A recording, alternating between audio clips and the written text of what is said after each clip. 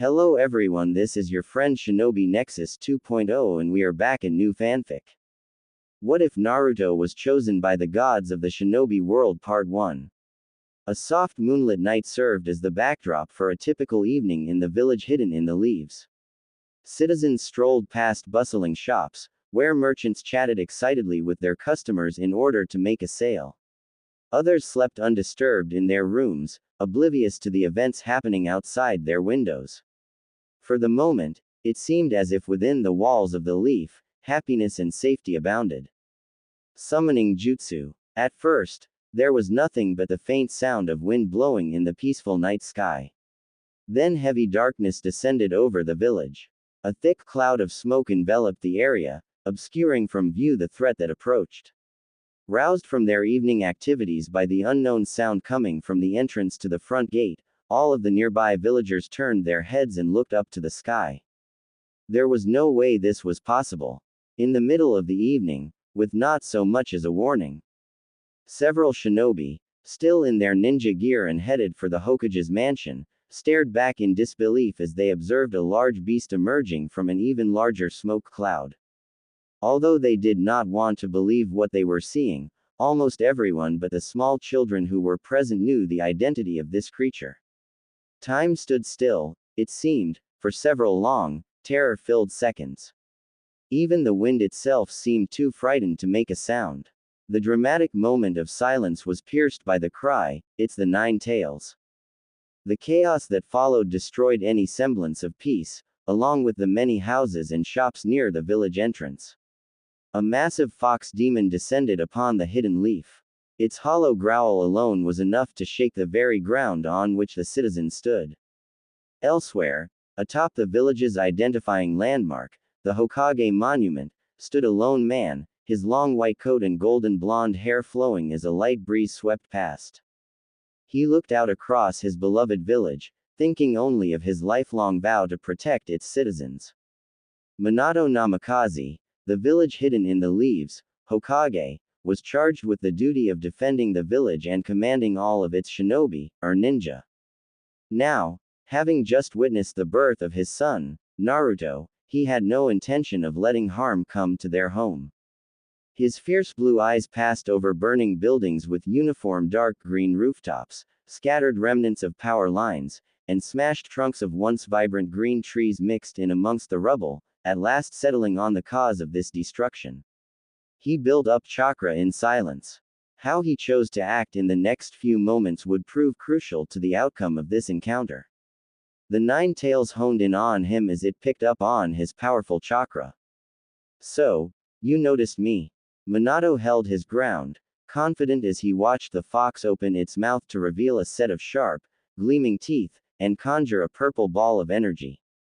"Here it comes," he thought to himself, planting his feet as he prepared a seal in the sky in front of him. A series of what resembled inked characters formed a complex pattern in the night sky. The symbols arranged themselves in front of the Hokage monument, hovering near all four faces of the larger-than-life work of art. Minato held a special kunai in his hands that emitted a soft glow as he activated his jutsu. "I won't let you destroy this," he declared with conviction. The energy ball in the fox's mouth morphed and darkened, becoming larger and more dangerous every second. Minato stood undaunted, bracing himself as the potent chakra ball was blasted in his direction. Any buildings and living creatures in the vicinity were vaporized by the projectile as it tore a clean path through the village. When it reached Minato's seal, however, the ball stopped in its tracks. The orb writhed and stretched and the seal folded in on itself, forming a vacuum to pull the chakra ball inside. The blast was sucked in and vanished just as fast as it had come. Concentrating hard on the farthest possible location he could reach with the technique, where he sensed almost no chakra signatures, Minato loosed the attack off into the distance. A deafening sound echoed through the forest, and a deep rumble traveled all the way back to where the Hokage now stood. With power like that, I have to be very careful where I redirect this. The explosion continued to resound across the landscape. He'd managed to divert the blast away from the village, but his work was far from done. Minato went rigid, on high alert. A presence that was masked until now revealed itself. He sensed a person with an unfamiliar chakra signature behind him. The same one he sensed when a man appeared before him and his wife just a short while ago and tried to kill his son. Still not yet recovered from using the teleportation seal, Minato slashed with his custom kunai as he turned on the stranger. He knew he could not go easy on this man. As the yellow flash of the leaf, surely he was far too fast for a sneak attack to succeed, even at point-blank range. So Minato was shocked when his kunai passed straight through the intangible figure, who chuckled. The Hokage drew back, but not fast enough. Minato stared into the single hole in the man's mask as a space-distorting vortex projected from it and pulled him closer. A second later, the fourth Hokage was on the move, and the assailant's hand grasped at air. The cloaked figure stood on top of the stone monument, all alone. He got away. So fast. Knowing there was no time to waste, Minato worked on putting together a plan for how best to deal with this new threat to the Leaf Village. He thought about Kushina, his wife, and Naruto, his newborn son. He thought about his duty as the Hokage and all that would be lost if he failed. He could not let that happen, no matter what.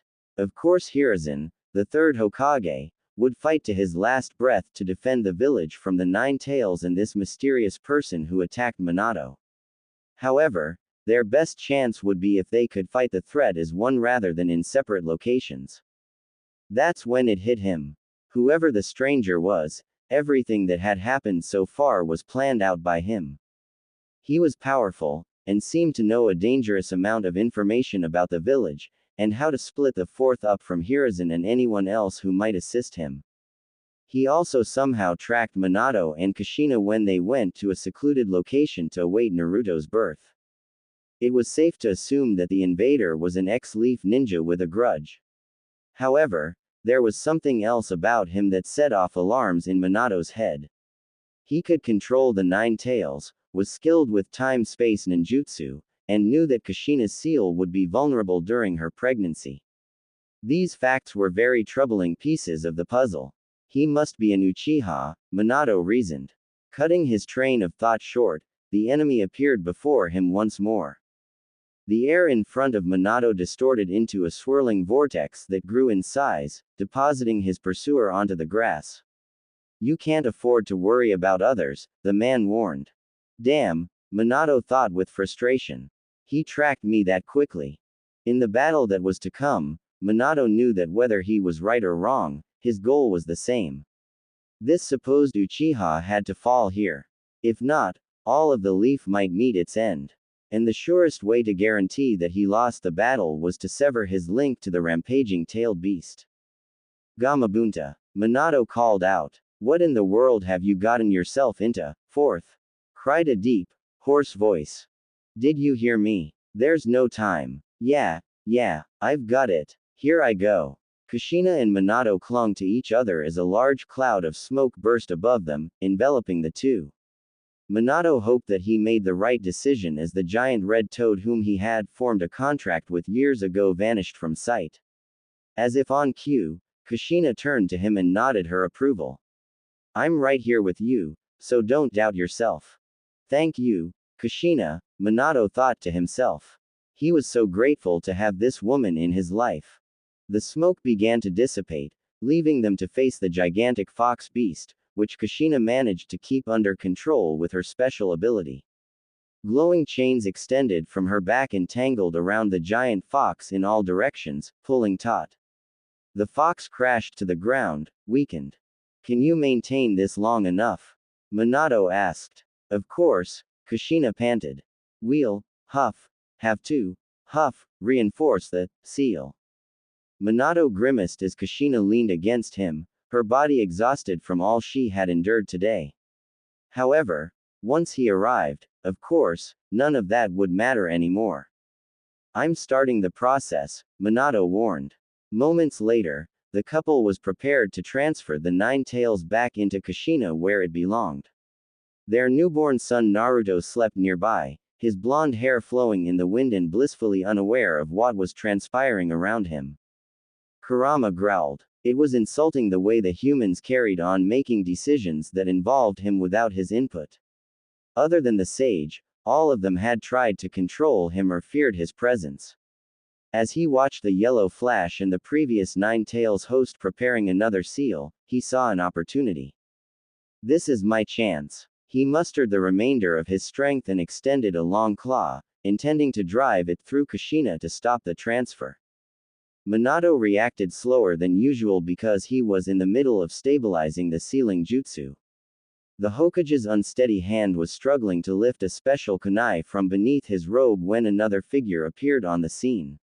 Kurama gasped, then lurched forward as a smaller creature's foot landed on his claw and drove it into the ground with the sheer weight of the impact.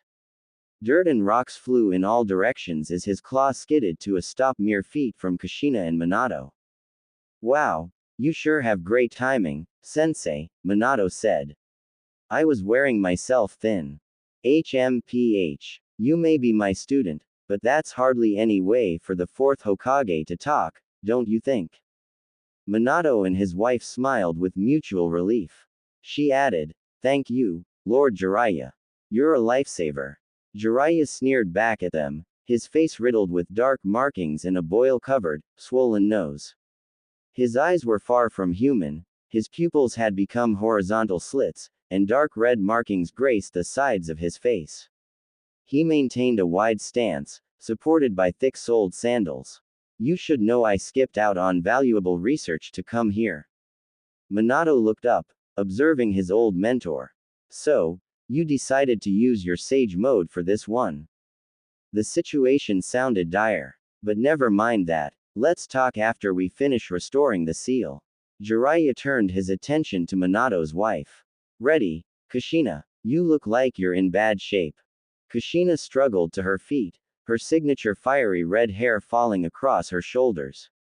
I don't need you worrying over me. I have to be strong as the fourth Hokage's right-hand woman, ya know.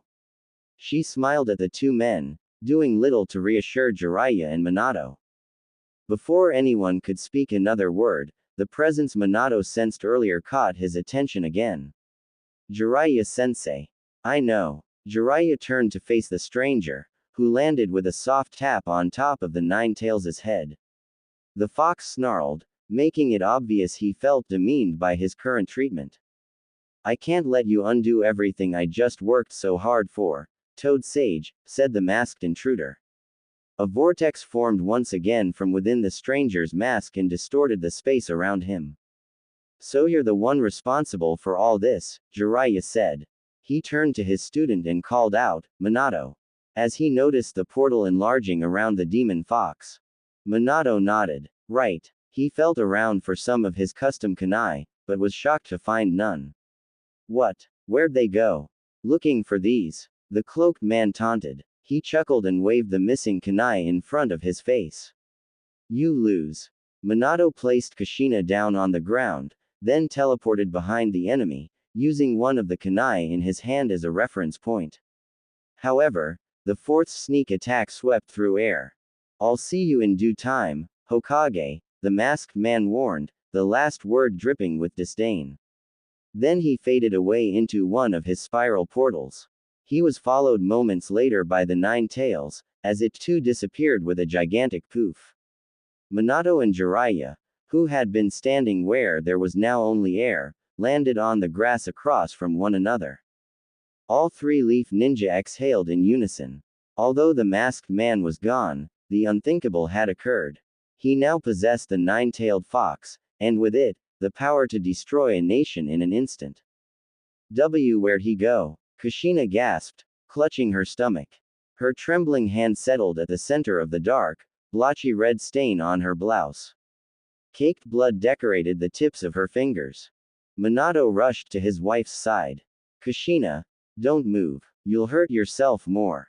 Jiraiya looked up into the night sky, his toad-like features softening and giving way to a less striking, human visage. He must have called the Nine-Tails to a remote location with summoning, the sage surmised, turning to lock eyes with Kushina. She knelt, mouth agape while the gravity of recent events sank in. Then that means.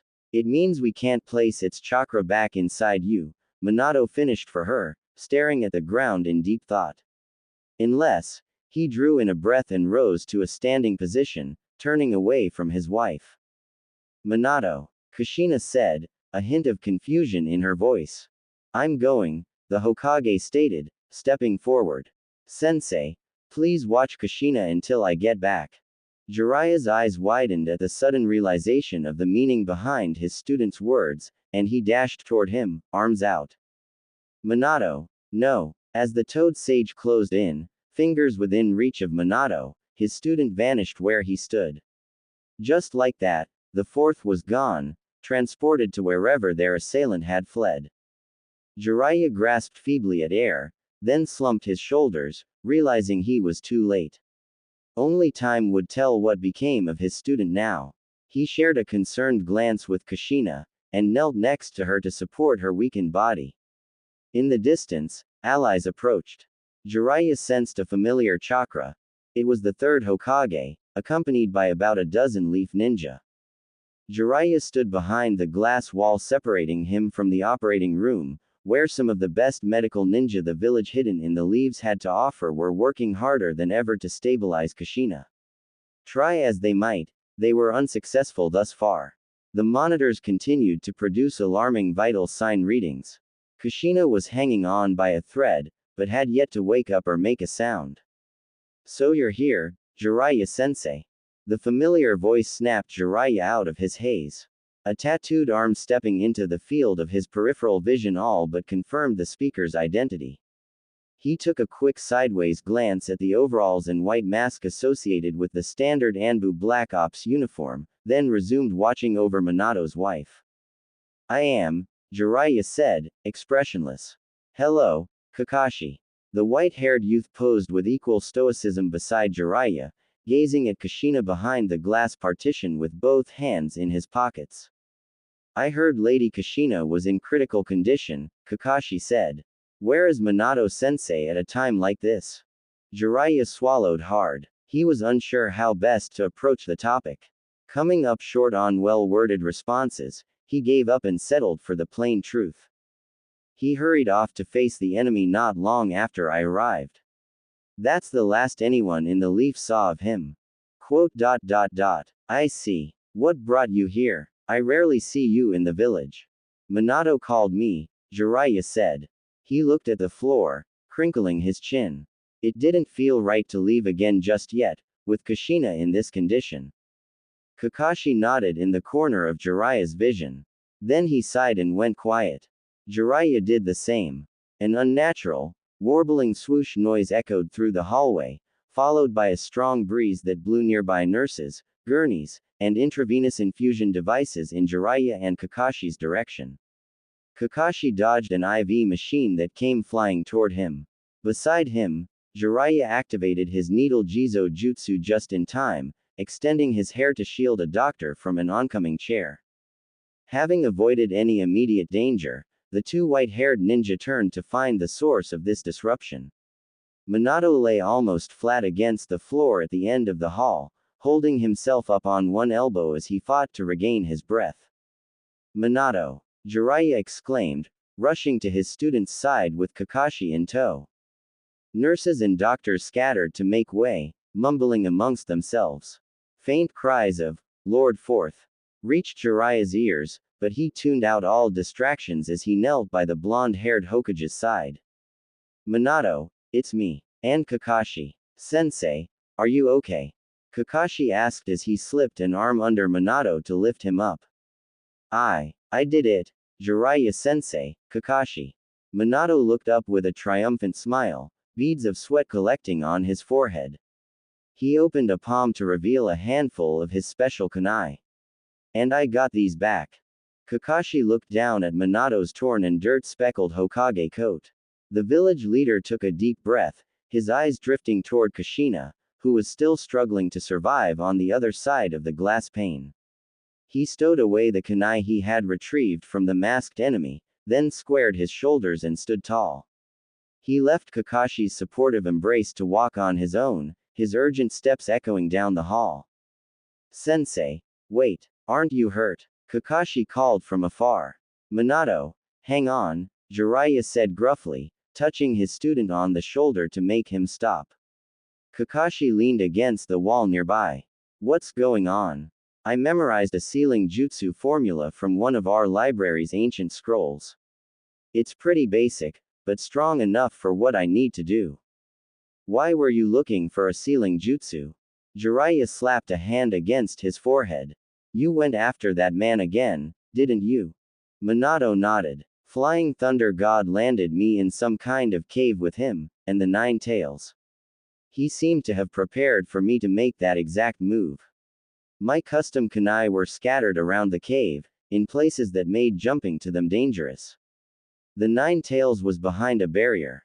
I tried to fight the masked man, but he used intangibility just like before, and tried to pull me into another portal.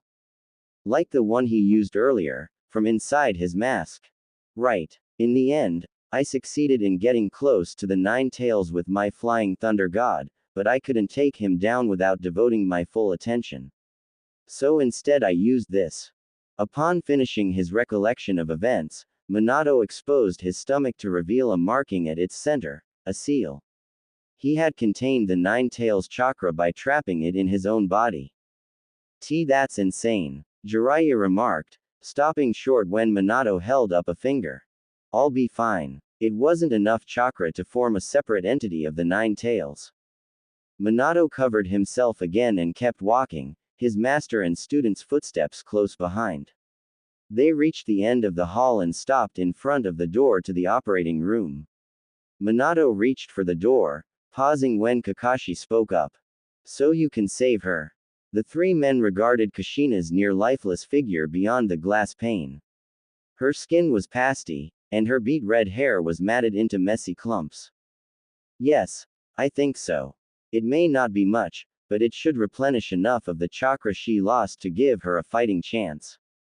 The fourth Hokage entered the room and hurried to his dying wife's side.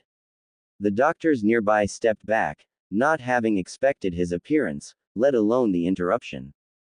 I'm here, Kushina, Minato whispered, closing both hands around his wife's limp one. She gave no visible reaction. He looked up to see Kakashi and Jiraiya, who had returned to watching from behind the glass wall. Let's hope this works. Taking a deep breath, he placed a hand on Kushina's belly. Minato concentrated his chakra, made the appropriate hand signs and undid the seal on his stomach. Monitors beeped in an incessant, rhythmic pattern, assuaging Jiraiya of his fears about the experimental process for a blissful moment before reality hit again. Had Minato's plan worked, and was Kushina going to be alright? A quick glance at Kakashi revealed the Toad Sage wasn't alone in his worrying. A bead of sweat trickled down the side of the young man's face, disappearing behind the fabric of his absorbent mask. Kushina lay silent, appearing motionless apart from her chest's subtle rise and fall. Her protruding belly was caked with faded blotches of dried blood, still visible beneath the covers that kept her warm. Minato emerged from a side door. The edges of his Hokage cloak's sleeves were damp with water from washing off his unconscious wife's blood. How is she? He asked Jiraiya, giving Kushina's near-lifeless body a furtive glance. I just hope I made it in time. I've already failed enough tonight. Kakashi sighed. Sensei, you've done the best you can. Kakashi's right, Jiraiya said with a nod. You can't beat yourself up over this. No one knows what will happen in a situation like this, and none of us could have seen the attack coming. While Minato must have known that they were right, a quick look at his crestfallen expression made it clear none of the rationalizations his student and teacher gave were getting through. It was understandable, but Jiraiya hated knowing his prodigy of a student was going through so much pain. No matter what logical arguments they presented him with, at the end of the day, keeping the village, and his wife, safe were his utmost responsibility, and he had failed to execute either. I need to go see to Naruto, Minato muttered. He may have woken up, and at the very least, one of his parents should be there to keep him company. His words were laced with an undertone of guilt. Grunting in silent acceptance that he couldn't do or say anything of significance, Jiraiya nodded. Go on, Minato. We'll stay with her. Hands still in his pockets, Kakashi turned to his master. The boy's casual attitude even in the midst of tense situations never ceased to amaze Jiraiya. There was no doubt that this ability would serve him well as a ninja. If anything happens, we'll let you know, sensei. Thank you, both of you. Minato gave a curt bow and vanished, no doubt having already marked his son for easy teleportation. Jiraiya blew out a breath, just as impressed as ever by Minato's expert use of the second Hokage's flying thunder god jutsu. The fourth was talented beyond his years. Member of the legendary Sannin or not, Jiraiya hardly felt qualified to be his sensei. The Toad Sage smiled to himself in spite of the current predicament. No, thank you, Minato. Less than a minute later, the rhythmic beeping increased in frequency, and another electronic noise, this one more unpleasant, sounded from one of the monitors. Doctors rushed in, examining Kushina and reading off information from scanners.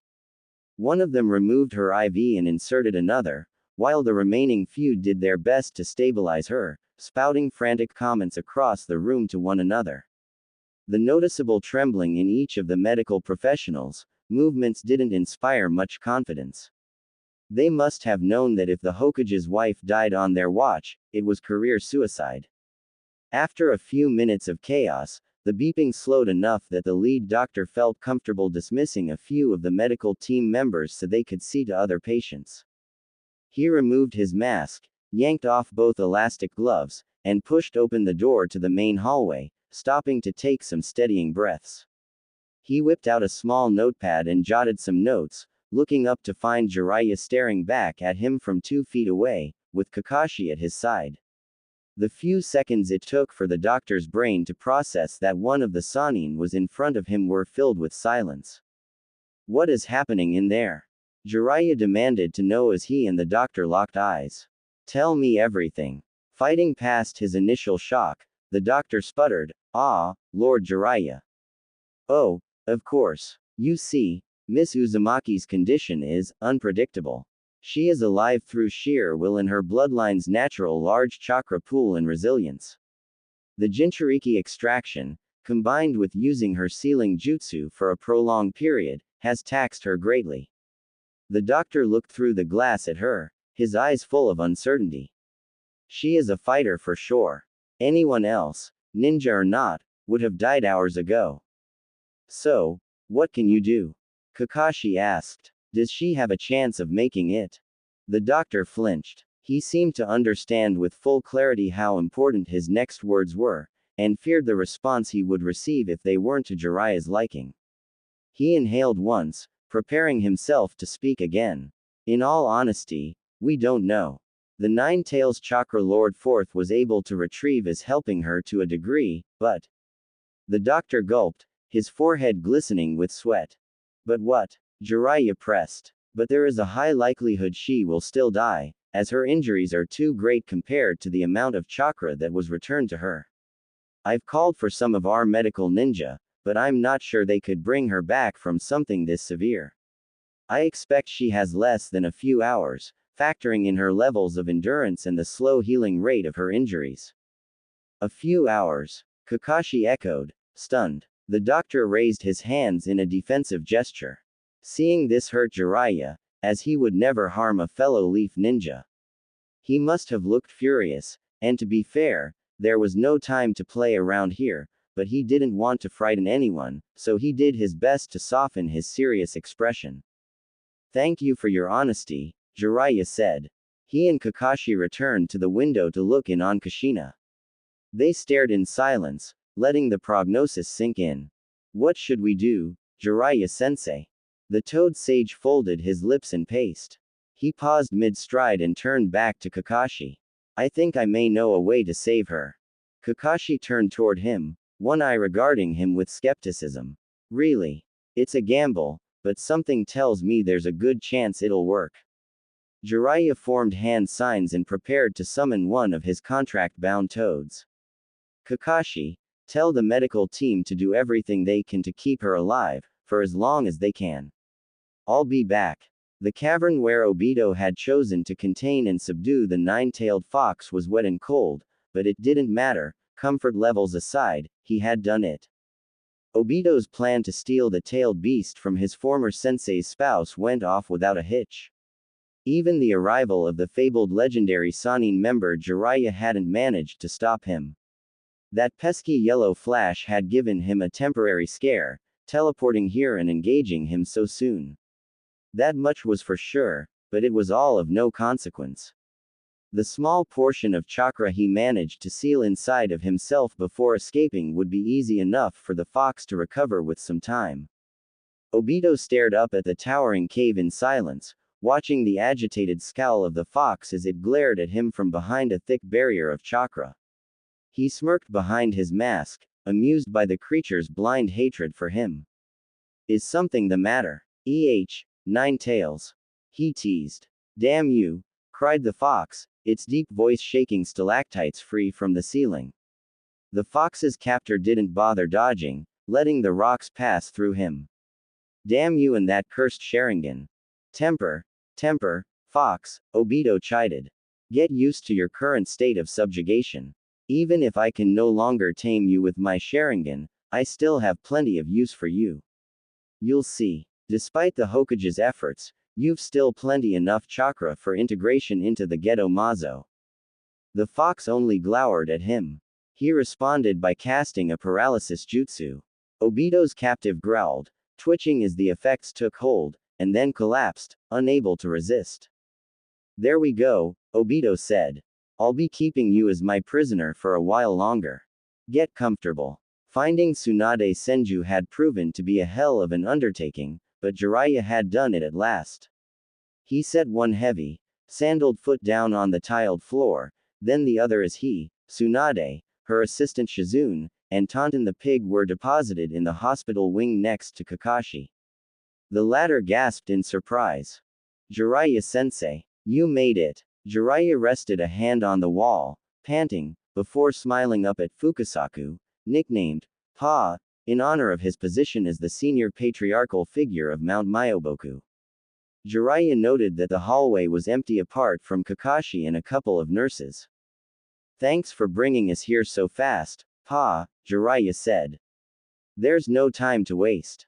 Sorry again for having to summon you for this. Ah, the aging toad said, waving him off. Ma and I understand, Jiraiya boy. Now go. Save Kushina girl. Jiraiya nodded. Right. Pa vanished in a puff of smoke before he could say anything more. Jiraiya smiled, grateful that the toads came through for him at a time like this. He turned to his long-lost teammate. Tsunade, are you ready? The beautiful blonde at his side didn't respond. She stood rooted in place a few paces away, not having moved from the moment she was reverse summoned here. He almost thought she'd change her mind, until she turned to stare through the glass partition at the person whose life she was charged to save. Tsunade's almond brown eyes filled with sorrow and her forehead pinched when she saw the pathetic state of Kushina, the stubborn Uzumaki who clung to life despite what must have been agonizing pain. Unseen to Tsunade, Jiraiya breathed a sigh of relief. The hospital staff had complied with the instructions he left with Kakashi and done what they could to keep Kushina covered up and spotless. It seemed silly, asking a hospital of all places to hemophobia-proof a section of its intensive care unit. Even so, it was worth the trouble. All it would take for Jiraiya's last resort to fail him was the sight of a single drop of blood. I never thought I'd be back here in the village so soon, Tsunade whispered to herself, and certainly not because of something like this. What did that bastard do to you, Kushina? The fellow Sannin took a long, steadying breath. Jiraiya knew what was on her mind, and why she delayed going into the room. Time was of the essence, though. She needed to make a decision, and fast. Tsunade, Jiraiya said, his voice heavy with emotion, I understand if you've changed your mind. You know, you don't have to do this. None of us would blame you. He reached out to touch his best friend on the shoulder. Or if it would help, I could have Minato call a Yamanaka in to suppress your memory. No, she shot back, shrugging him off, I do have to do this. I want to. Tsunade cast aside her signature green jacket, exposing broad, toned shoulders. She stalked down the hall toward the door to the operating room. Jiraiya watched her go with apprehension, remembering those two, and the pain their loss caused her. Shizune stood by with Taunton cradled in her arms, swaddled within Tsunade's discarded garment. The blonde Kunoichi cast a firm glance back at Jiraiya and Kakashi, the fear in her demeanor long gone. Like I said, you can leave this to me. I'll do whatever I can, even if I have to bet my life. She strode toward the table where Kushina appeared to be in nothing more than a deep slumber. Seeing the woman whose legendary medical skills far outstripped all of theirs combined was enough to send the crew in the operating room scattering in multiple directions. Tsunade used a heel to nudge aside a rolling tray with an array of tools all spotless, as requested. It hit the far wall with an unceremonious crash. Having made herself room to work, she stepped forward to examine her patient. Tsunade raised both hands, palms joined, and closed her eyes. A familiar distortion of the air around her outstretched palms told Jiraiya that Tsunade was gathering chakra to try and heal Kushina. If there was anyone on the planet capable of such a feat, it was this woman. Tsunade broke form, the slightest trace of a tremble in her wrists. He sighed as she shook it off and continued with renewed focus. She must have feared that any second now, she would see blood and just like that, lose all will to continue. He feared the same. Do you really think she can do it? Kakashi asked, snapping Jiraiya out of his thoughts. I'll say this much. Without a doubt, she has the best chance of any medical ninja. Jiraiya looked at the floor. Even so, he said to himself, there's a possibility for failure. Of course she can. Shizune cut in. She adjusted her posture to better support the slippery pig resting against her bosom. It squealed out an oink of implied agreement. Don't doubt Lady Tsunade's abilities. Ah, Jiraiya said, that reminds me. Kakashi, you've never witnessed Lady Tsunade in action before, have you? No sir. I've only heard stories. Well, they're all true. You're about to see for yourself how a master medical ninja works. These words were as much to convince himself as they were for Minato's student Sake. Deep down, Jiraiya hoped they wouldn't amount to hollow promises. An unsettling quiet seized the room as Jiraiya, Kakashi, Shizune, Taunton, and Minato observed the scene unfolding in the operating room. Tsunade hunched over Kushina's still body. She grunted as she concentrated her chakra on the new mother's center mass. Beads of sweat rolled down her arms and face, but she refused to let up. Don't die, don't die, don't die, Tsunade mouthed, her bottom lip curling inward. Those words cut deep. Jiraiya clenched his fists, knowing Tsunade was channeling the hurt she still hadn't moved past. She wasn't only seeing Kushina. She was seeing her late brother, Nawaki Senju. She was seeing her lost lover, Dan Kato. It killed Jiraiya that he was the one who brought her here. Made her relive her anguish. He was a terrible friend, and an even worse sensei. Tsunade grunted, forcing out more chakra. The muscles in her arms constricted as she tried to pull Kushina back from the brink of death. The pain of Jiraiya's regrets ate away at him more and more with every dulled sound from the other side of the glass. He reflected on all of the ways he'd failed not only Tsunade, but others he held dear. Maybe with time, Minato and Kushina could forgive him for not being present enough in their lives. Perhaps if he were, this wouldn't have happened. Sensei, Minato said, drawing his attention, this will work. I believe in Lady Tsunade's abilities. Besides, Kushina's too strong to let something like this stop her. The fourth squeezed Jiraiya's wrist in a subtle show of affection. There was no question that Minato knew, something like this, having one's tailed beast removed by force, was more serious than he made it sound. The extraction spelled death for a Jinchuriki, without exception. Of course, the Uzumaki were known for their resilient spirits, but even they weren't gods. Kushina couldn't survive exhausting her chakra reserves on top of having the 9 tails removed. Jiraiya suspected hoping for a miracle must have helped his student to cope, rather than staying grounded in reality and succumbing to fear. He didn't blame Minato. Yeah, Jiraiya said, letting out a bittersweet chuckle, she sure is. On a breezy, sunlit day in the Hidden Leaf Village, Minato Namikaze strode along the quiet street that led to the Hyuga clan manor. He smiled down at his much shorter, more excitable companion. The blond boy hummed a happy tune and swung his short arms with each stride. His pastel orange kimono's sleeves flapped along with the breeze. Minato chuckled at his son's carefree attitude. Naruto looked up at him and grinned, then adopted a more serious expression and stiff gait, imitating his father's movements. Now, son, Minato said, make sure you behave yourself today. Otherwise I'll send you back home to your mother, got it? Daddy's very busy and needs to focus. Right, the child's small voice agreed. Naruto poked out his lower lip, shouting back, Hokage business. Yeah, Minato smiled. Hokage business. We're guests in the Hyuga's home, so don't misbehave. But Dad, Naruto said, staring up at him as they walked, don't you own the whole village? Why do we have to do what they say if you make all the rules? Minato quelled Naruto's argument with a firm shake of his head. Don't say things like that, Naruto. It's not about who owns what.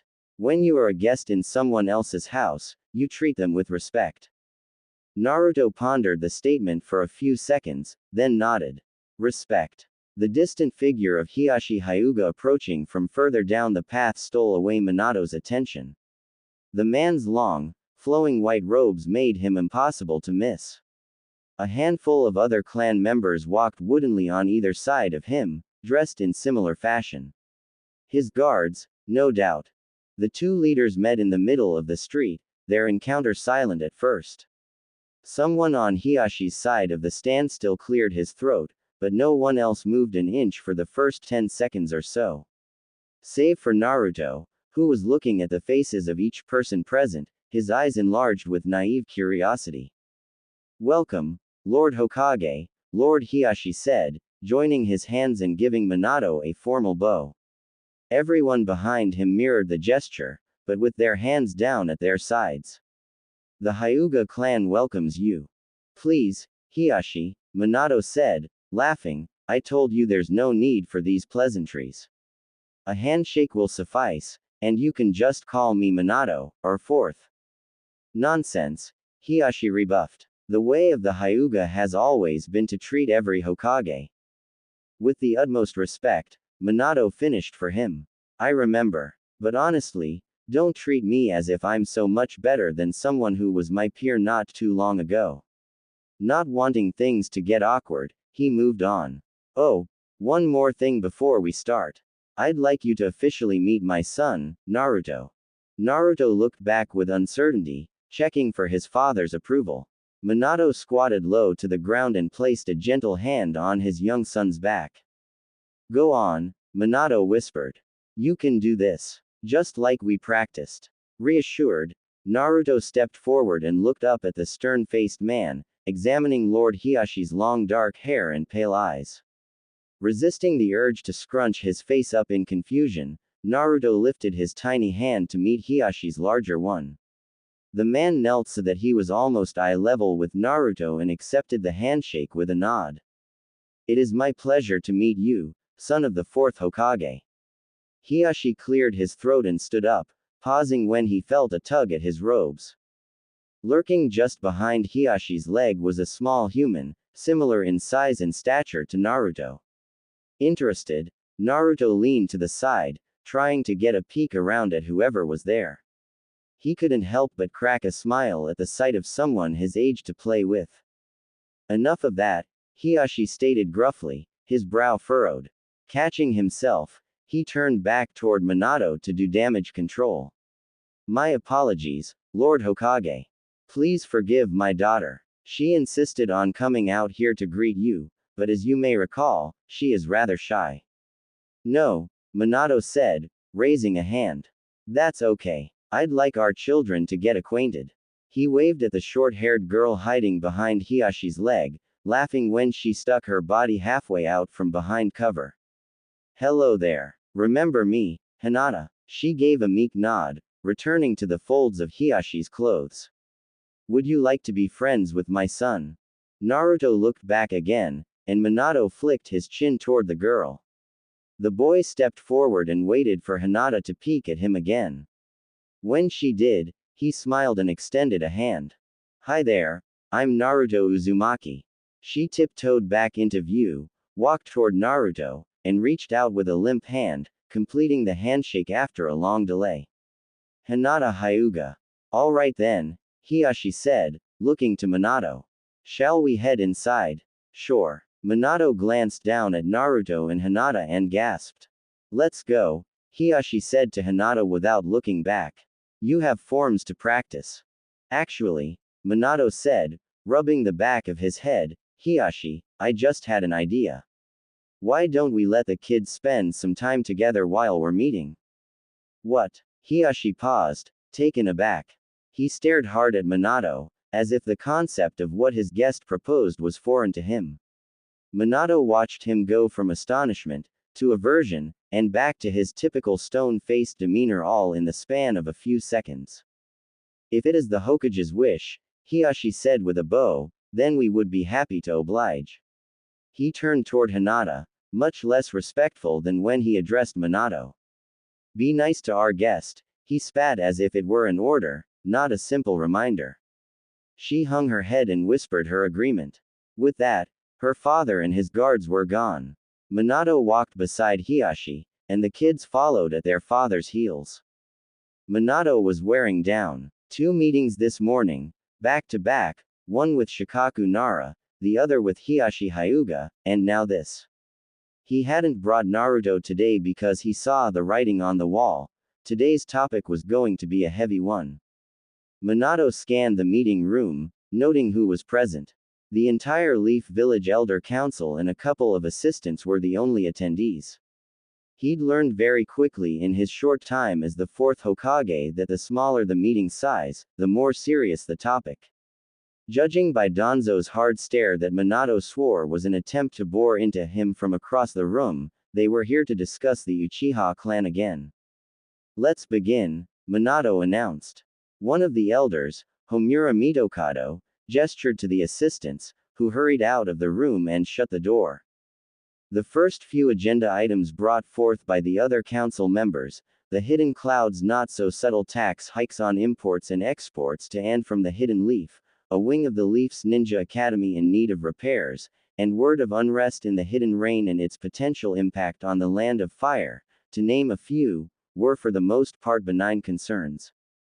Thus, these issues were either glossed over or delegated by Minato for others to address. However, the final item seemed of greater importance, because everyone present ceased any side conversations. This erased any doubt in Minato's mind that they were all on the same page about the true focus of the meeting. I believe you have something not on the agenda to share with us, Homura. Minato said, settling into a more casual position to show the floor was open. Yes, Homura agreed. Something's been brought to my attention that I would like us to address. Homura's gaze flitted to Danzo, whose subtle nod didn't go unnoticed. Minato made a mental note of this while formulating a strategy. He'd been right all along. Danzo was trying to manipulate the rest of the council to side against him. Please, go ahead, Minato offered, gesturing to Homura. Homura cleared his throat. Danzo, Hiruzen, and a couple of others in the corner of Minato's vision stiffened in anticipation of the topic.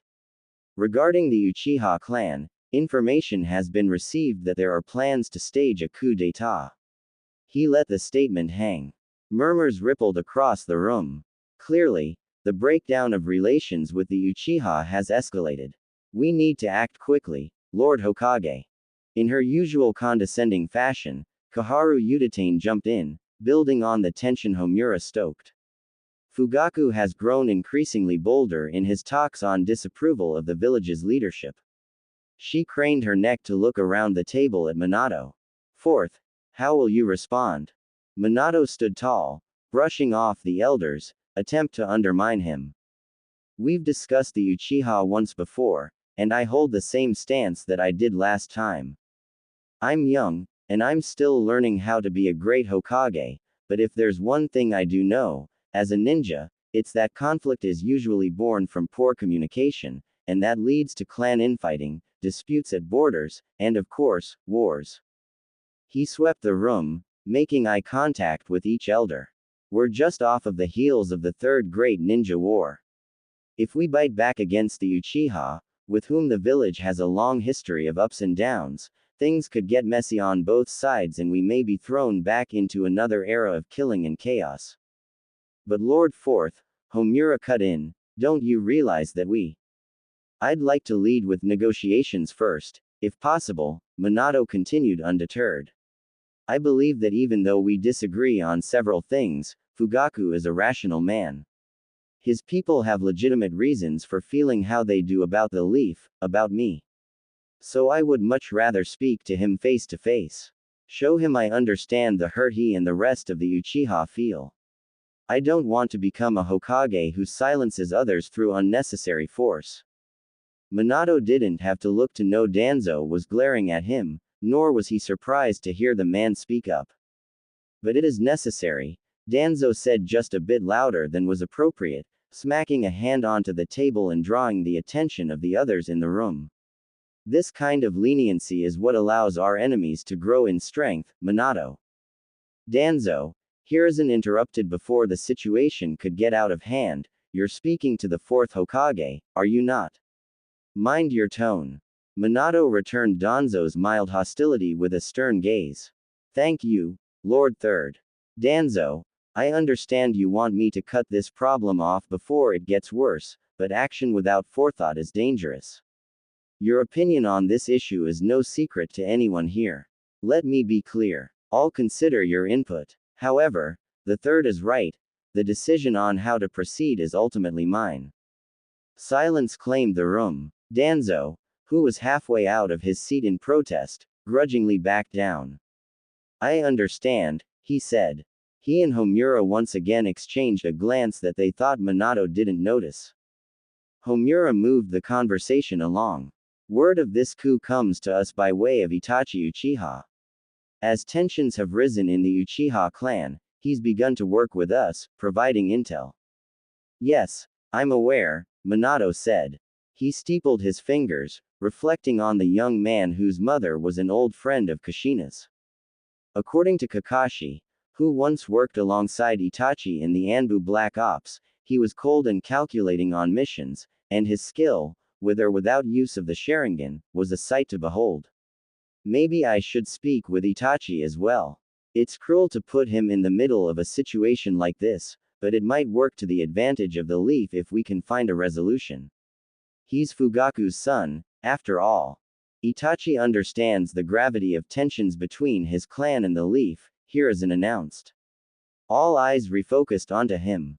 That is why he has come forward regarding news of the coup. Good, Minato said with a nod. Danzo, I assume you're keeping tabs on Itachi's status. I am. He is awaiting further instruction. Are you planning to meet with him today?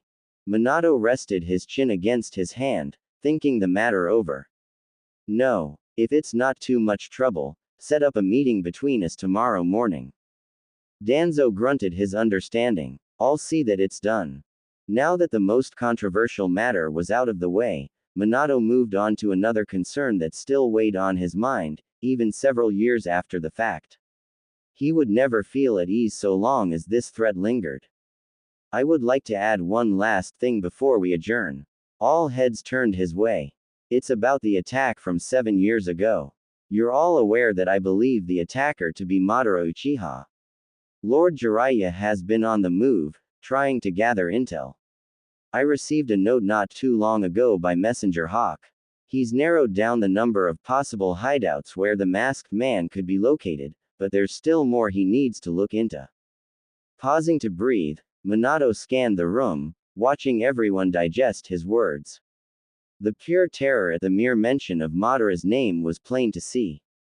He hated being in such a position of uselessness, unable to protect his village. Taking advantage of the lull, Homura inserted himself into the discussion. Citizens are still fearful in light of the Nine Tails attack, and the loss of the leaf-tailed beast. From their perspective, the village has a target on its back. Kaharu was quick to jump on Homura's comment. They're right. We would do well to show that actions are being taken to keep everyone safe. Ever the mediator, Hiruzen added, Minato, perhaps it would be wise to share some news with the public, however brief it might be, to combat the unrest. Minato was appreciative of Hiruzen's strategic move to divert the conversation away from fear-mongering and toward finding a solution. If he wanted to keep the council's, and by extension the village's trust, he would need to exude confidence. He made sure to speak without wavering. Of course, Lord Third. I'll put something together once I hear back from Master Jiraiya, but I don't want to make any promises. Not until we know more. How soon can we expect to know more? Danzo asked, careful to curb the edge in his voice. I'd like to mobilize a team as soon as possible. On that we can agree, Danzo. The moment I get new evidence from Lord Jiraiya, I'll pass it along for inspection by our analysis team. Then they'll reach out to you so the Anbu can follow up. Glad to see that the vibe in the room was much less charged than before, Minato rose and stretched. The council looked pleased with the discussion, or at least as satisfied as they were going to get for the time being. If no one has anything else, Minato said, gesturing around the room, then I'll end the meeting now. I'd like to get home to my family. The light was still on when Minato walked through the front door and entered the living room, his Hokage cloak neatly folded under one arm. Thankful to have made it back before Kushina went to bed, he was delighted by the sight of her hurrying from the kitchen to greet him. She leapt into his embrace, wrapped both arms around his neck, and gave him a quick kiss on the cheek, brimming with joy. His wife wore a stained green apron from time spent preparing dinner. He seemed to have caught her in the middle of cleanup, if the supplies in the corner were any indication. Welcome home, Kushina breathed into his ear. She stepped back, reached for his Hokage coat, and hung it up for him. She did the same with his Jonin vest as she called out, I left the light at the front door on for you. I noticed that, the weary Hokage said. Thank you, Kushina. It's so good to be home. He half yawned the last sentence, earning a giggle from his wife as she returned to the living room. How was your day? You seem worn out. Yeah, Minato admitted, making his way to the kitchen to prepare tea. So many meetings. He paused, noticing the distinct lack of a certain boisterous third member of the household. Where's Naruto? He's taking a bath, Kushina said. He should be out in a bit. Gasping as she turned to Minato, she rushed into the kitchen, placed her hands over his, and with gentle but firm urgency, guided him away from the counter. No, no, no. Please, let me do that for you. You've had a long day, ya know. Kushina. I can, really, it's no trube, Minato tried to protest, but it was useless. Kushina had him resting on the couch with his legs on a padded footstool before he could string together a coherent response. Well, all right, he acquiesced, sinking into the fabric. Minato had to admit this was quite nice. He hadn't taken personal time to slow down and let himself recover from his non-stop schedule in so long, he'd forgotten how it felt. There, the love of his life said in a soothing tone from across the room, that's better. He closed his eyes, trying to put the day's worries aside, and before long, the aroma of a fresh cup of tea greeted him. Its rich, herbal scent yanked Minato back from the edge of unconsciousness. He sat up and grabbed the teacup from Kushina's hand. Thanking her, he took a careful test sip before sitting it down on the table nearby to cool. Now apron-less and in more casual clothes, Kushina settled into the seat across from him. So, how did everything go? Did you speak with Shikaku and the other clan heads? Minato rubbed his temples and sighed. Yeah, but everyone's very unsettled. They still worry about the motivations of the Uchiha, and the attack from 7 years ago isn't helping any. Even if I'm correct and it was Madara Uchiha I fought, it seems like the council will still hold that against the Uchiha living in the village. I perfectly understand Fugaku's position. I just wish I'd been able to resolve this before they were all pushed into a separate compound. I know you do, Kushina said. She walked up to him and placed her hand on top of his again, long red hair draped over her shoulders as she looked into his eyes.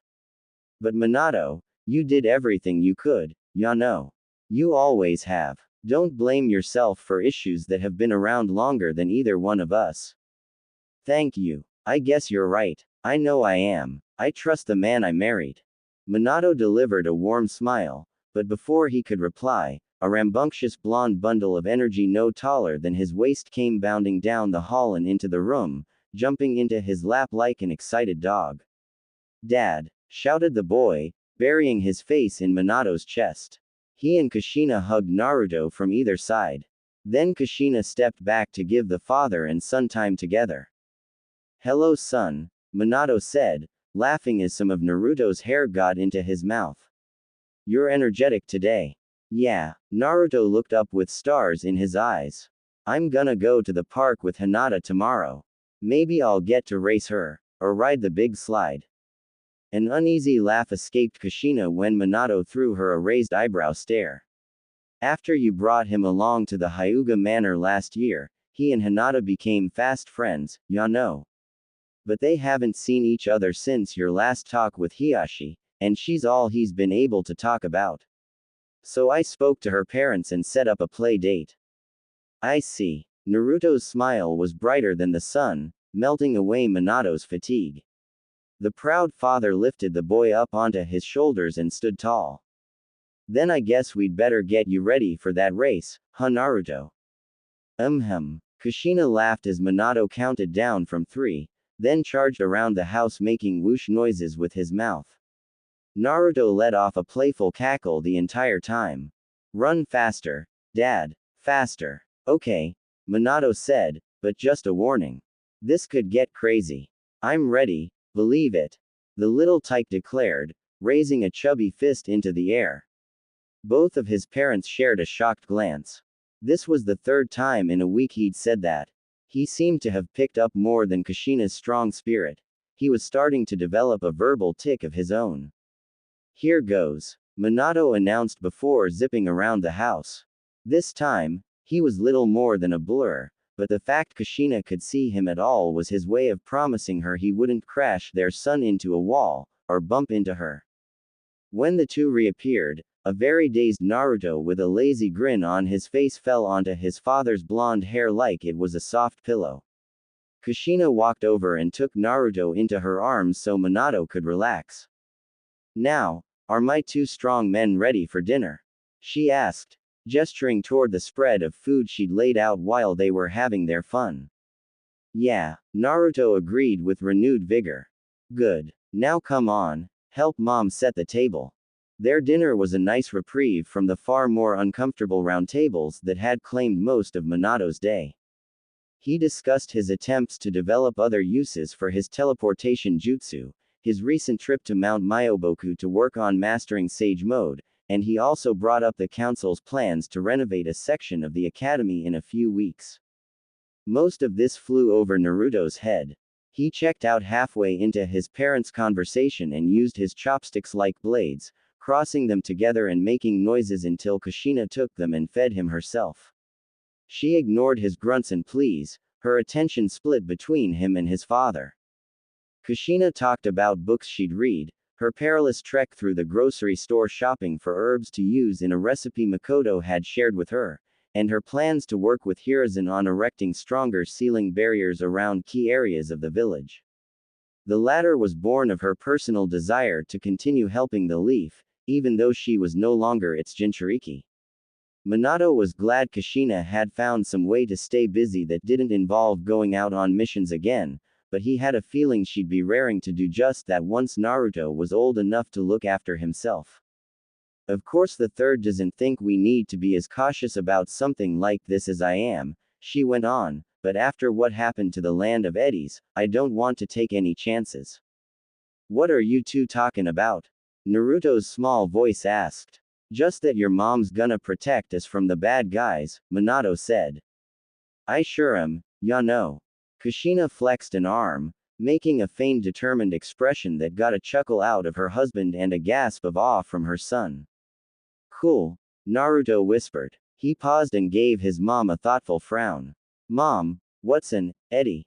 The dinner went on this way for its remainder, with Naruto's parents trading off on explaining what they were talking about every few minutes until his young mind's voracious appetite was sated.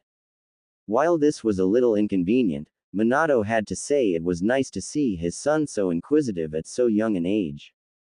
That curiosity would lend itself to him learning and growing at an alarming rate once he became a ninja. However, he didn't want to enroll Naruto into the academy quite yet, an opinion Kushina also held. Maybe it was just parental worry, or maybe it was because of the attack on the village, but something in the back of the happy couple's minds made them scared for their son. Was it such a crime that they wanted to shield him from whatever dangers might await him in life for just a year or two more? When dinner was over, Naruto rubbed his eyes, hopping down from his seat and going to his room to play, only to totter back and forth from exhaustion halfway down the hall.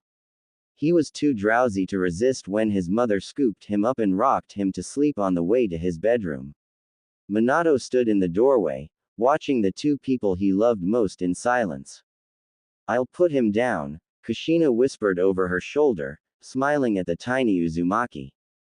Minato left her to tuck Naruto in and went into his room to change.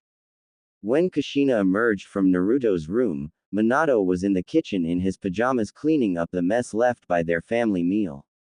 Given he was using his speed to do so, it was over almost as soon as it started. That's just like you to try and show me up, ya know, she remarked, gazing at the spotless floor, kitchen countertop, and table left in her husband's wake. I thought I'd return the favor for you doting on me earlier. A great Hokage needs a great wife, doesn't he? That's for sure. Minato rifled through mail left on the kitchen counter, mumbling to himself as he read the labels. Kushina rummaged through a low cabinet, then walked over to the leaning plant on the far wall and watered its soil. She frowned, knowing the pleasant vibe of the past couple of hours would not last. Naruto had interrupted her and Minato's serious conversation earlier, and it must have still plagued her husband. On cue, he said, Kushina. The coup, it's still a possibility. The council wants me to act. She didn't answer right away, busying herself with tending to the plant. Deep down, she was sure they both knew it was an attempt at delaying the inevitable. What are you going to do? I'm thinking about working out some kind of compromise, but first, I've asked Danzo to arrange a meeting with Fugaku's oldest son. Kushina gasped. Itachi. When? Tomorrow. I wouldn't be surprised if Danzo showed up too, even though that wasn't part of my request.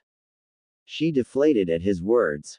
The night was already shaping up to be a depressing one. Danzo's still speaking out against you. He is. Today he backed down, but he made it clear I don't have his support. If the third wasn't there to keep him from exploding, I might have ended up dismissing him from the meeting. It got that serious. Minato gave her a look that said it all. Anyway, he continued, stepping away from the counter and moving toward her, Kushina, listen. A lot is going to happen in the next few days. According to the rumors, the coup is set for some time in the next 2 weeks. Please, stay away from the Uchiha district when you're traveling around the village. I don't want you in the crossfire if anything goes south. Kushina's thoughts immediately shifted to Makoto. She and Makoto didn't see each other as often these days, but she was the truest friend, not counting Minato, that Kushina had managed to make ever since moving to the village hidden in the leaves. Danger or not, it seemed wrong to ignore the Uchiha district and its people and just wait to see where the chips fell. Not to mention Kushina didn't want to abandon her friend Makoto and her family to suffer a potentially terrible fate. Minato, she interrupted, desperate for a solution, you have to do something, ya know. Fugaku is a decent man, even if he is a little rough. I know you two have had your differences, but I think it's worth trying to talk with him. I will, Minato said with a nod, but that's why I asked to speak with Itachi first. He's our man on the inside. I don't like it, I'll admit that much, but who better to make Fugaku more receptive than his oldest child? Her misgivings aside, Kushina couldn't argue. The logic was solid. Still. Good luck tomorrow, she said, eyes averted. Countering her sadness, Minato gave her a charming grin and asked, "Why don't we turn in for now? We can think about this more in the morning." Caught up in a haze of her own thoughts, Kushina let her husband lead her by the hand. Even in such a state, years of routine had conditioned her to dim the living room lights as they headed for their bedroom. She couldn't shake her deep sense of unease over how everything was unfolding, and it was clear Minato was going through a similar struggle. However, all they could do for now was lean on one another for support. All she could do as his wife was trust his judgment and believe in him. She hoped that would be enough. The house was quiet. Naruto had gone out for lunch with Hinata and her mother. Minato was busying himself with the oh-so-minor task of being the political face of the entire village. That left the devoted mother of the household all alone. Kushina wasn't surprised in the least that her little Naruto orchestrated a plan with Hinata. They'd harnessed the combined power of their cuteness and innocence to beg Hinata's mother to take them out for ramen. The poor woman didn't know how to say no, even to children. She'd caved under the pressure and taken them to Ichiraku with the promise that they would return before noon at the latest. Kushina felt for the woman. However, at least this was a nice end of the weekend treat for Naruto before going back to the academy. Kushina flung a tablecloth through the air, and it billowed in a graceful wave before descending onto the polished dining table. She spread the cloth out in a neat and even fashion, stopping to appreciate her handiwork with her hands on her hips. Now that she'd completed the morning's household duties, she could take a break and... Someone knocked on the front door, snapping Kushina out of her trail of thoughts. Coming. She shuffled toward the door in forest green slippers. A couple of paces from the entrance, she paused to form hand signs, reactivating the lattice of seals she'd placed in the event of an intruder. Of course she'd forgotten a task this morning. And for it to have been something this important. Okay. She may have been more distracted by the news Minato brought home than she first admitted. The seals weren't reacting to whoever was at the door, so Kushina grabbed the handle and pulled, a broad smile on her face. "Good morning, Yano." She gasped when she registered the look on Makoto Uchiha's face. All color had drained from Makoto's skin and her lower facial muscles drooped, giving her an almost zombie-like affect. The signs of fatigue flickered out of existence before Kushina could say anything. She wondered if she imagined them, that is, until her friend spoke. "Kushina," Makoto said, her voice tired, but with a touch of warmth. "It's good to see you." Makoto. Kushina stammered, laughing nervously as she stepped aside to invite her in. "I didn't expect it to be you. Sorry about dropping by unannounced like this," Makoto said, slipping her shoes off and leaving them by the wall. She swept the house with a curious glance as she walked to the center of the room.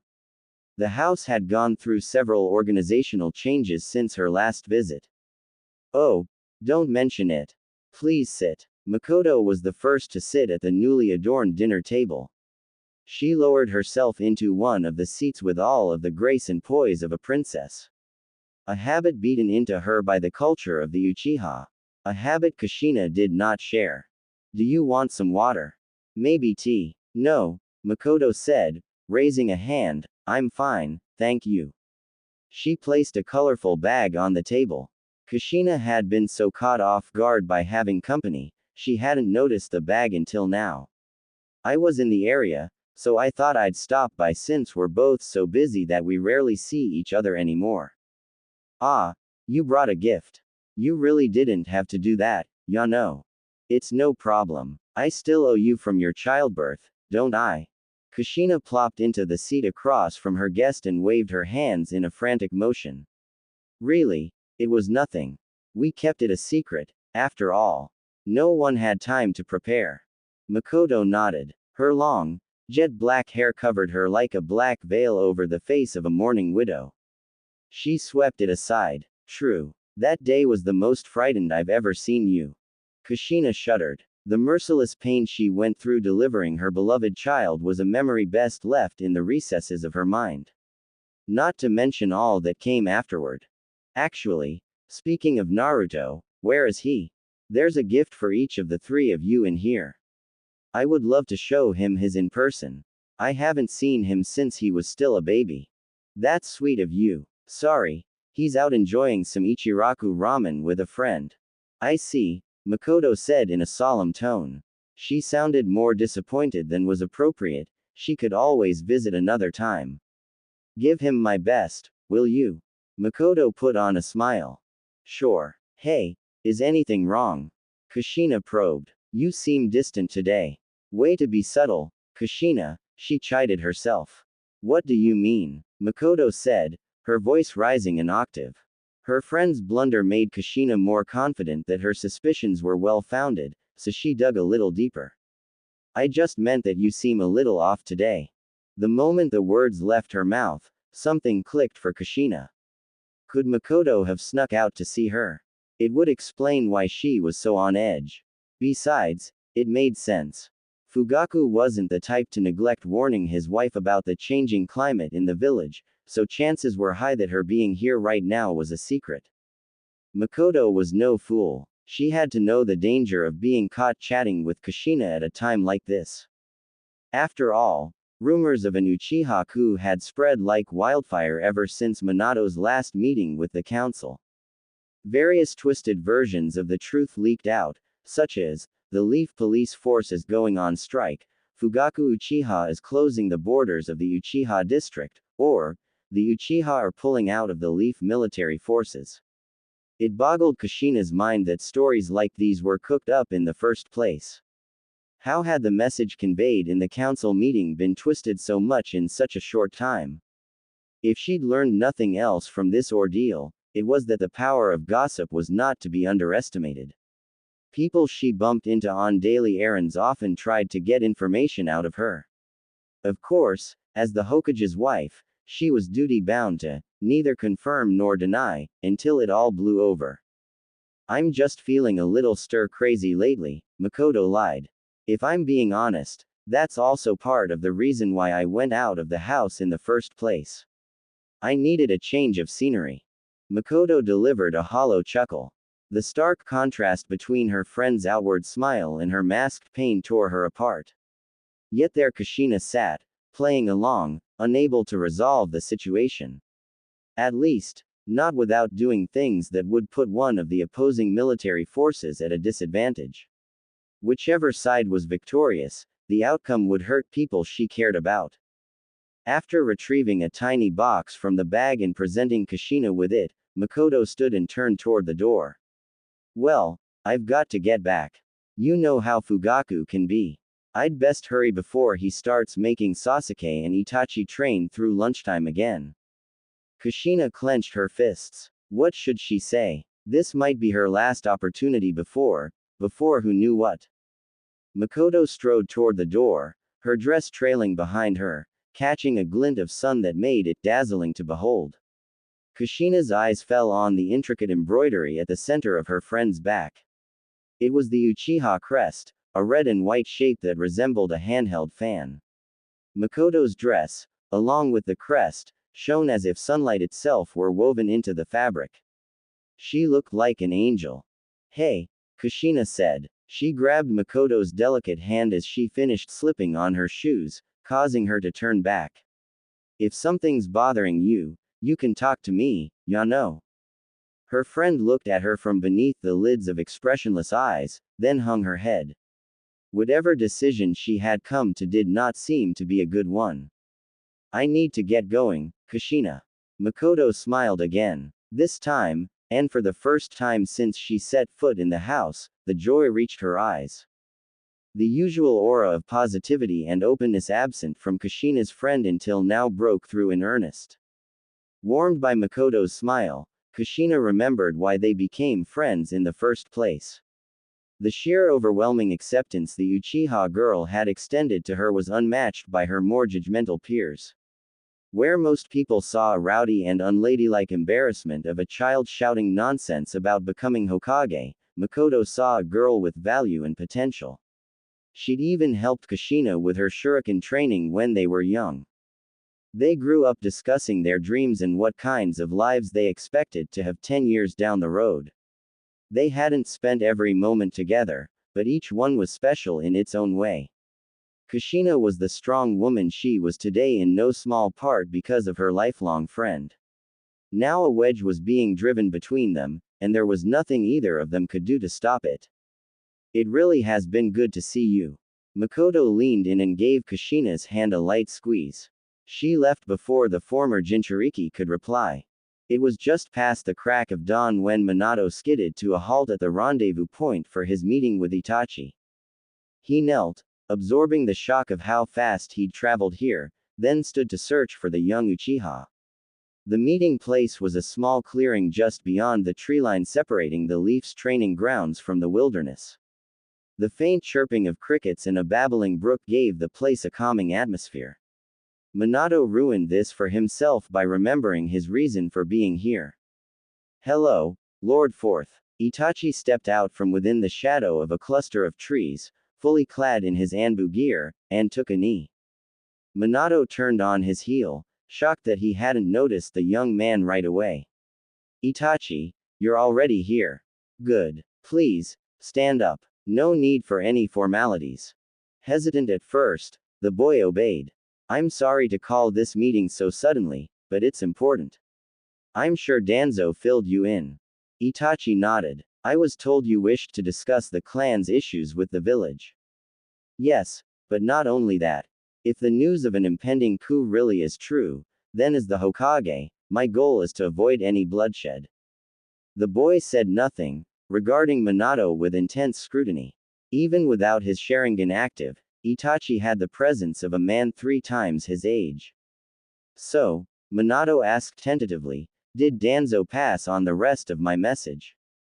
Yes. I've come alone as requested, Lord Hokage.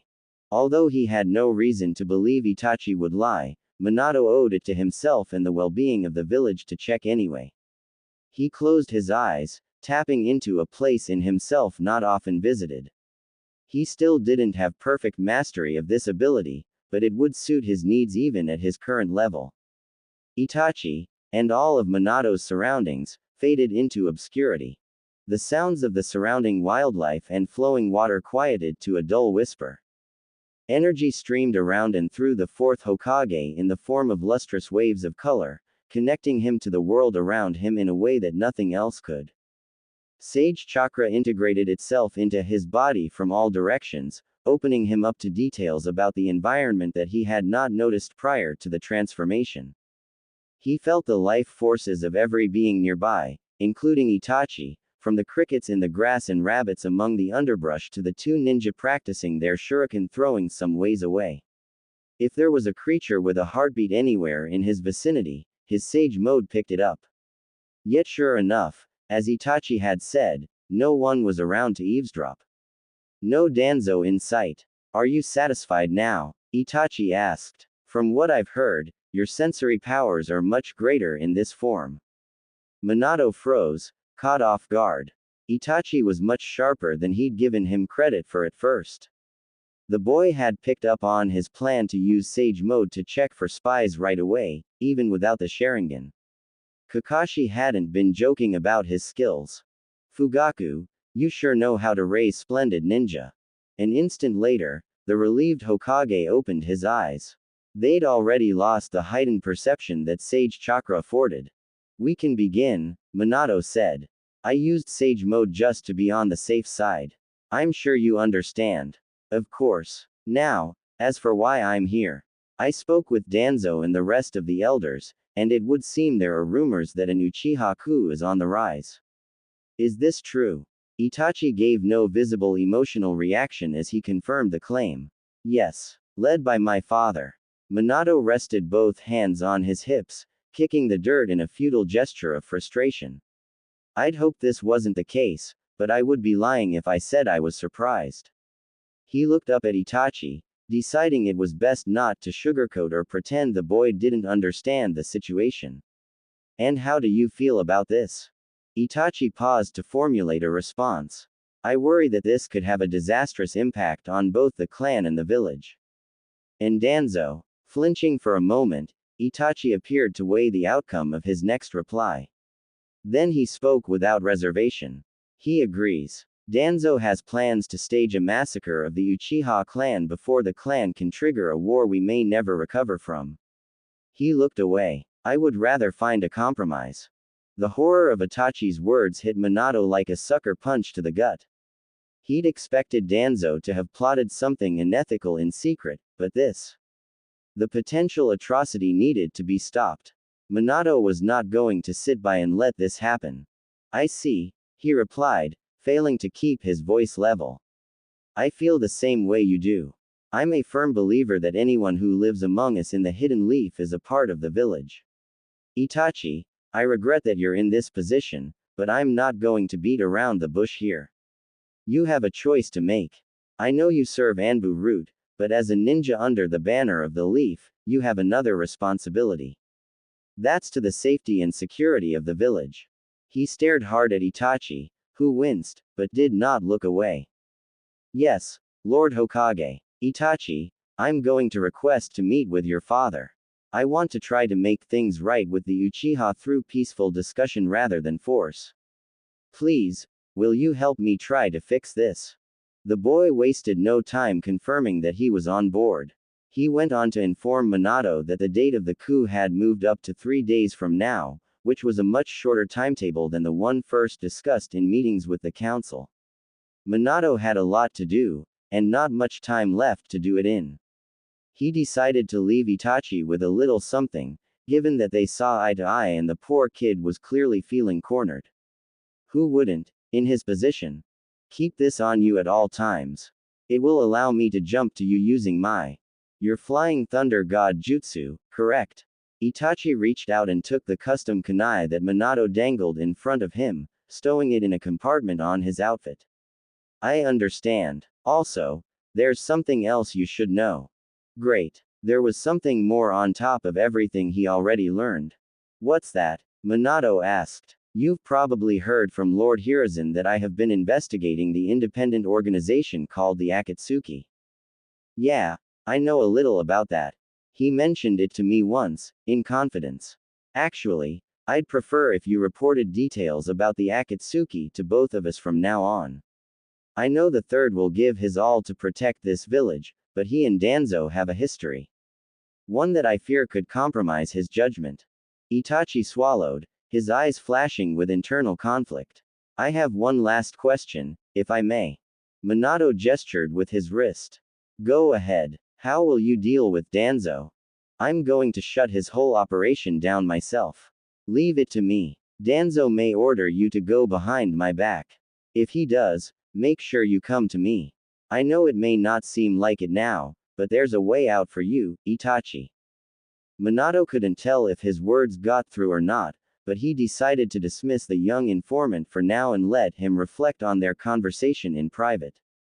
Thank you, Lord Fourth. Itachi sounded hopeful for the first time since they met. Saying nothing further, he vanished into the night as if becoming one with the shadows. Minato decided to walk home tonight rather than teleport. He had a great deal of information to mull over, and that just wouldn't be possible with his irresistible, loving wife and the never-ending fountain of energy known as his son around. He needed space and time to think. Earlier in the day, he'd expressed to Danzo and the other council members in no uncertain terms that the Uchiha clan was not to be aggressed in any way. At long last, he'd also spoken with Fugaku, who remained tight-lipped and frigid despite his best efforts. However, Fukagu did agree to attend the next Leaf Jonin Council session. He had boycotted them ever since Minato was named Hokage. The Uchiha leader's input had counted for nothing against overwhelmingly favorable votes. The Uchiha clan moved out of the village's main housing sections and into a separate compound soon afterward. Considering the many ways his discussion with the Uchiha patriarch could have gone, Minato was grateful that Fugaku met with him at all. His evening was spent relaxing with his family. Rather, trying to with limited success.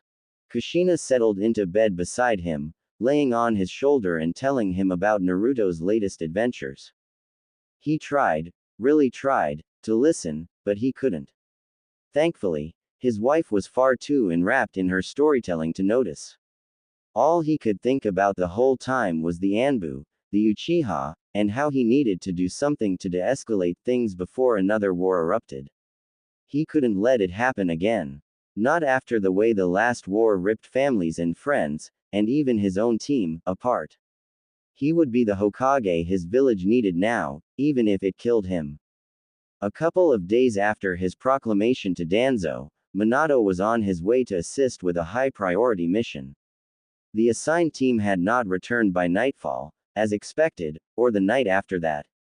He was deep within the forest beyond the main Leaf Village gate when he got the first inkling that something was amiss back in the village. The evening sky darkened overhead while he tried to calm the tightening knot in his stomach.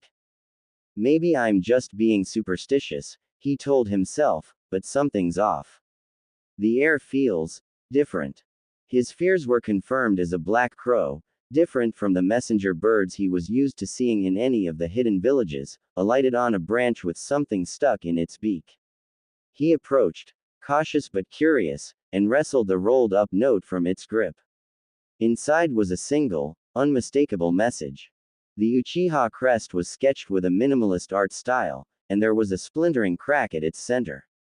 Without a doubt, this was Itachi's work. Time was running out. What? He thought to himself as he leapt at insane speeds through the trees toward the village. Danzo's still not calling it off. I have to stop this. He flung a couple of his custom kunai toward two spots near the front gate.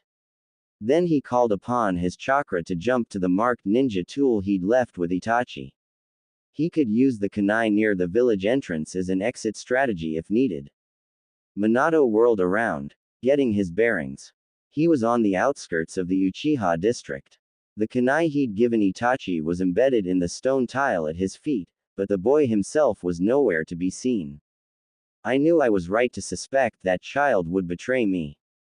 Glaring in the direction of the familiar voice, Minato saw Danzo emerge from around the corner of a building. Danzo, what have you done? He said. Nothing yet. Only trusted a hunch, Minato. Danzo frowned, eyeing the kunai on the ground. I see you've worked out a plan with Itachi in secret. Good thing I managed to switch out that little gift of yours with a replica while he was at Anbu headquarters. I knew it would deliver you straight to me. Minato slid a custom kunai from its holster and held it out at his side, making sure it was visible. Through sleight of hand, he hid another in the opposite sleeve. I'm not the one in the wrong here. Danzo, you're conspiring against the village. I don't see it that way, Minato, Danzo said. You misunderstand. I'm conspiring against you. You may be the Hokage, but you don't have the Leaf's best interest at heart. Your weak-willed attempts at putting a bandage over the gaping wounds that threaten the village's survival will be the death of us. So what, then? The solution is killing the Uchiha, innocents and usurpers alike. Anger boiled in Minato. He tempered his emotions. He needed a clear head to handle this. Someone has to do something. You refuse to act. Hiruzen refuses to back my claims when he knows I am right. So if neither of you will step up, that someone has to be me. Danzo marched forward a few more steps, making a hand sign. Itachi has his orders, and after you fail to intervene, he'll finish the job as instructed. I'm not going to let you kill these people, Minato said. He raised his kunai-wielding arm and flung the projectile within a hair of Danzo's face, then threw the second one as the elder turned to anticipate Minato's teleportation. Danzo harmlessly struck the air with a concealed standard kunai. Minato jumped to the second custom kunai and used it to slice through Danzo's neck at an angle, drawing a spray of blood.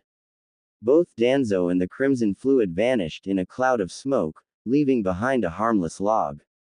A substitution, Minato said, dodging as a flurry of dense wind blasts cut through the air, missing him by inches. Judging Danzo's location by sound and the direction of his ranged attack, Minato pushed off from the side of a building with a burst of chakra, speeding toward his target faster than any normal eye could track. The moment he reached Danzo, who was hiding at the end of an alley, he moved in for a killing blow and came face to face with something he would never have expected. You aren't the only one who came prepared, Minato. Danzo condescended, a smug grin creeping across his leathery skin as he made eye contact with the Hokage. His right eye fixated on Minato, rooting him to the spot.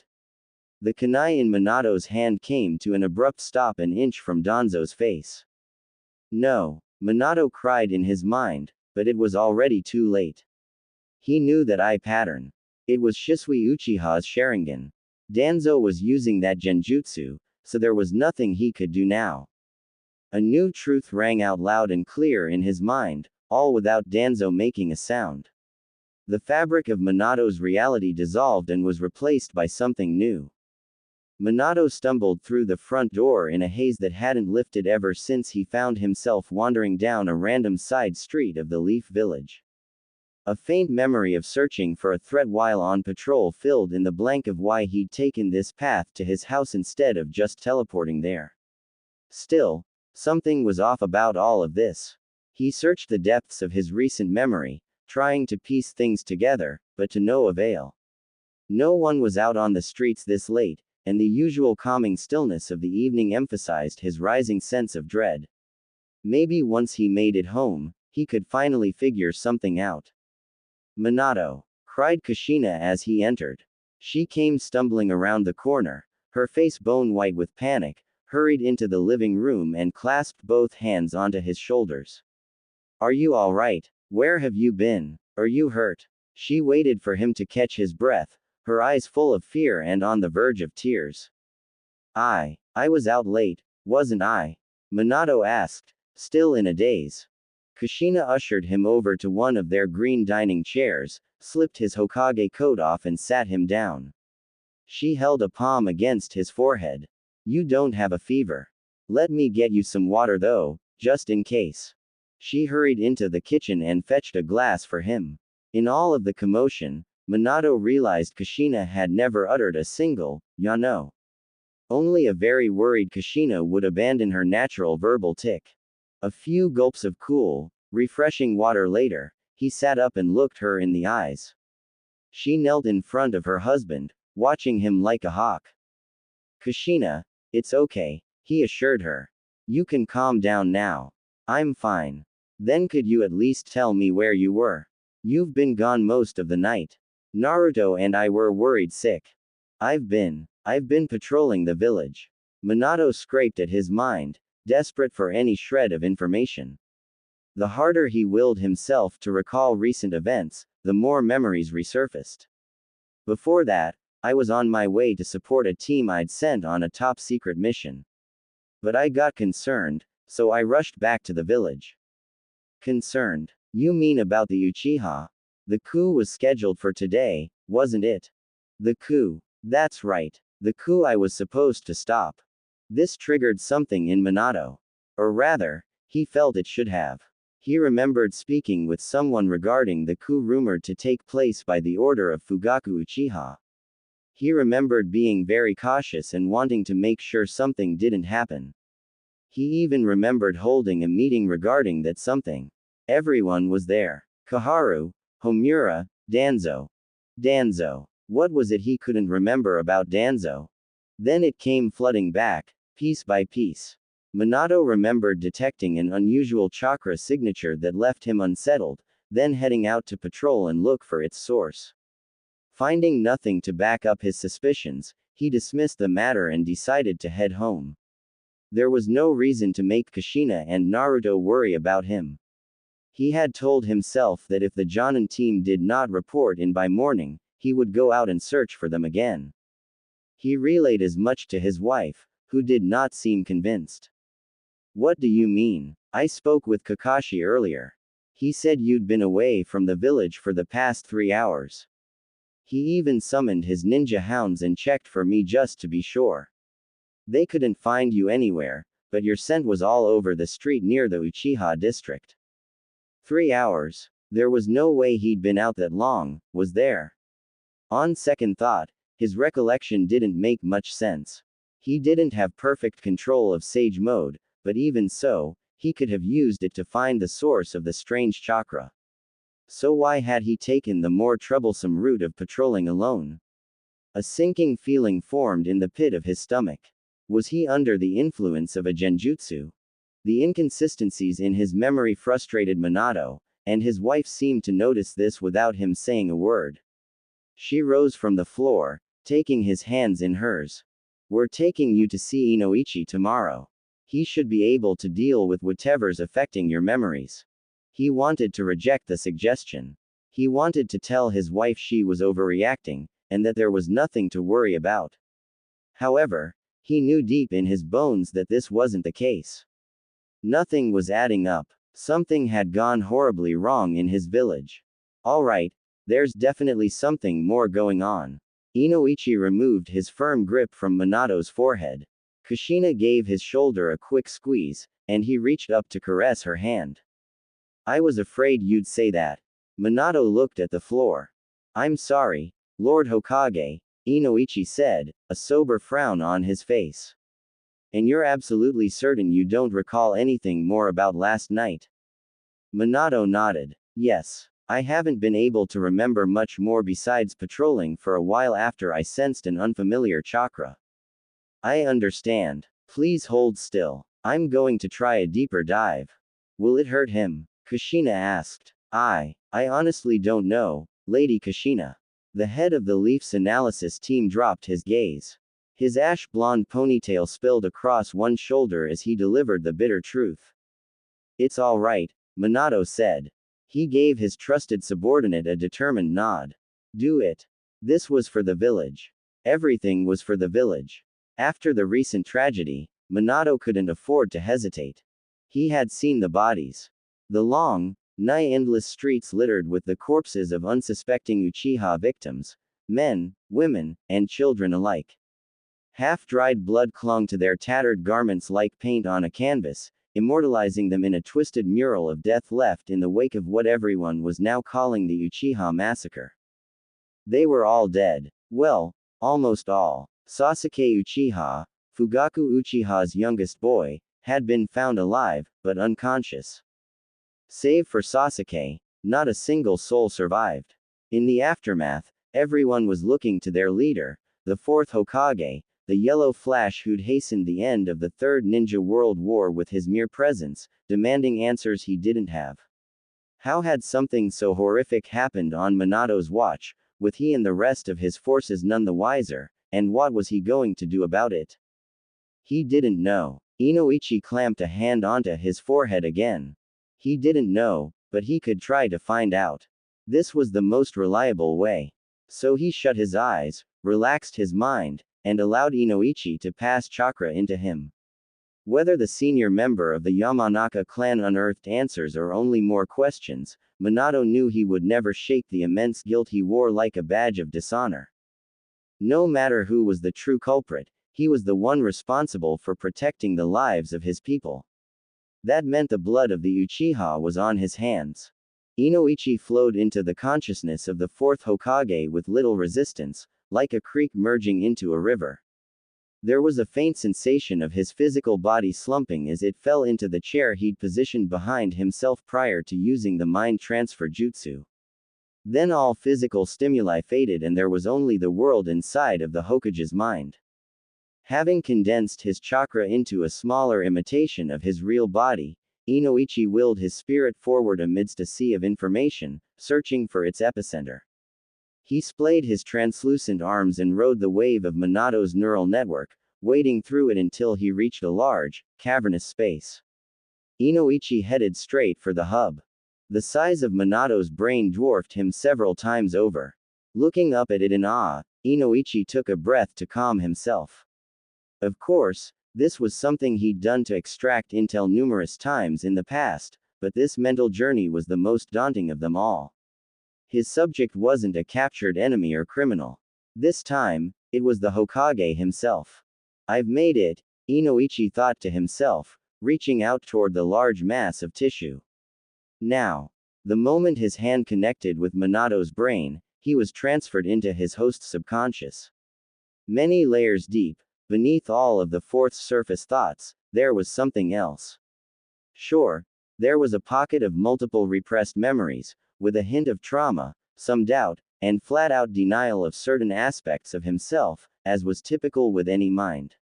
But that wasn't all. What's this? Recessed behind the bundles of nerves and tissue, where there should have been more of the same, was a cavity of some kind. Inoichi suspected the spot had been tampered with, confirming this with ease by calling upon a stream of chakra.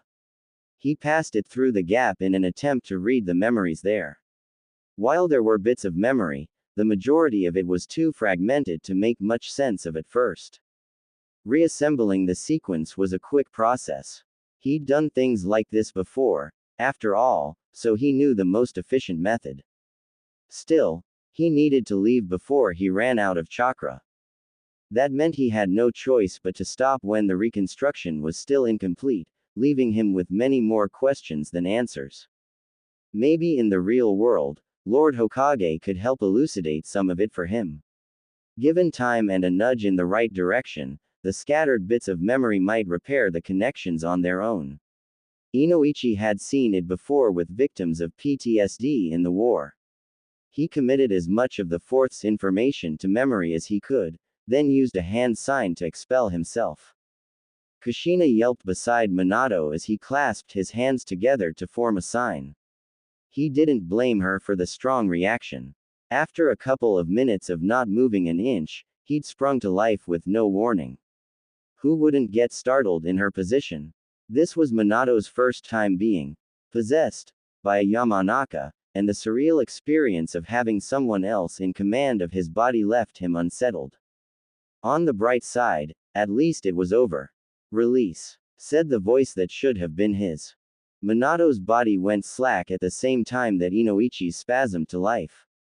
The two men took a moment to adjust to having control of themselves again. Everything appeared blurry for a moment, the chairs where Minato and his wife sat, the table against the far wall, and even the light fixtures that cast a lukewarm glow over the center of the room. He watched it all swim into focus, concentrating on the comforting feeling of Kushina's hand on his back until the lightheadedness passed. Once it did, he got right to the point. What did you find? Minato locked eyes with Inoichi. I found a second layer of memories beneath the first set. The two were partially merged at some points, as if the original was being overwritten. I did my best to parse out the fresh memories from the old, and I was able to recover almost everything.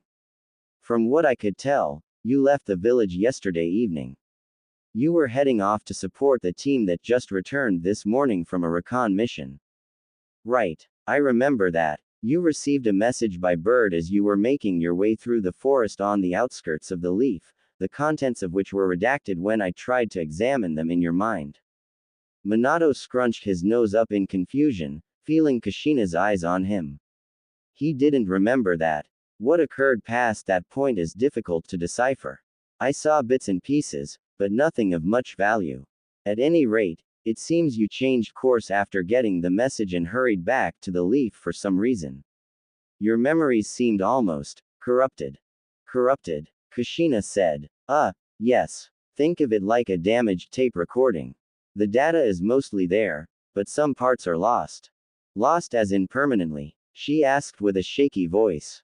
That's hard to say right now. I'd like to think there is a chance to reverse this, but without knowing the cause, I can't make a final determination. I've at least managed to use some of my chakra to isolate your true memories in a place the new ones can't get to them and do any further damage. Minato sighed, resting his hands on his knees. Kushina exchanged a worried look with Inoichi. She clenched her fists and stepped in front of her husband, still shaking with emotion. He stared up at her in silence. Without ceremony, she crouched and threw her arms around him.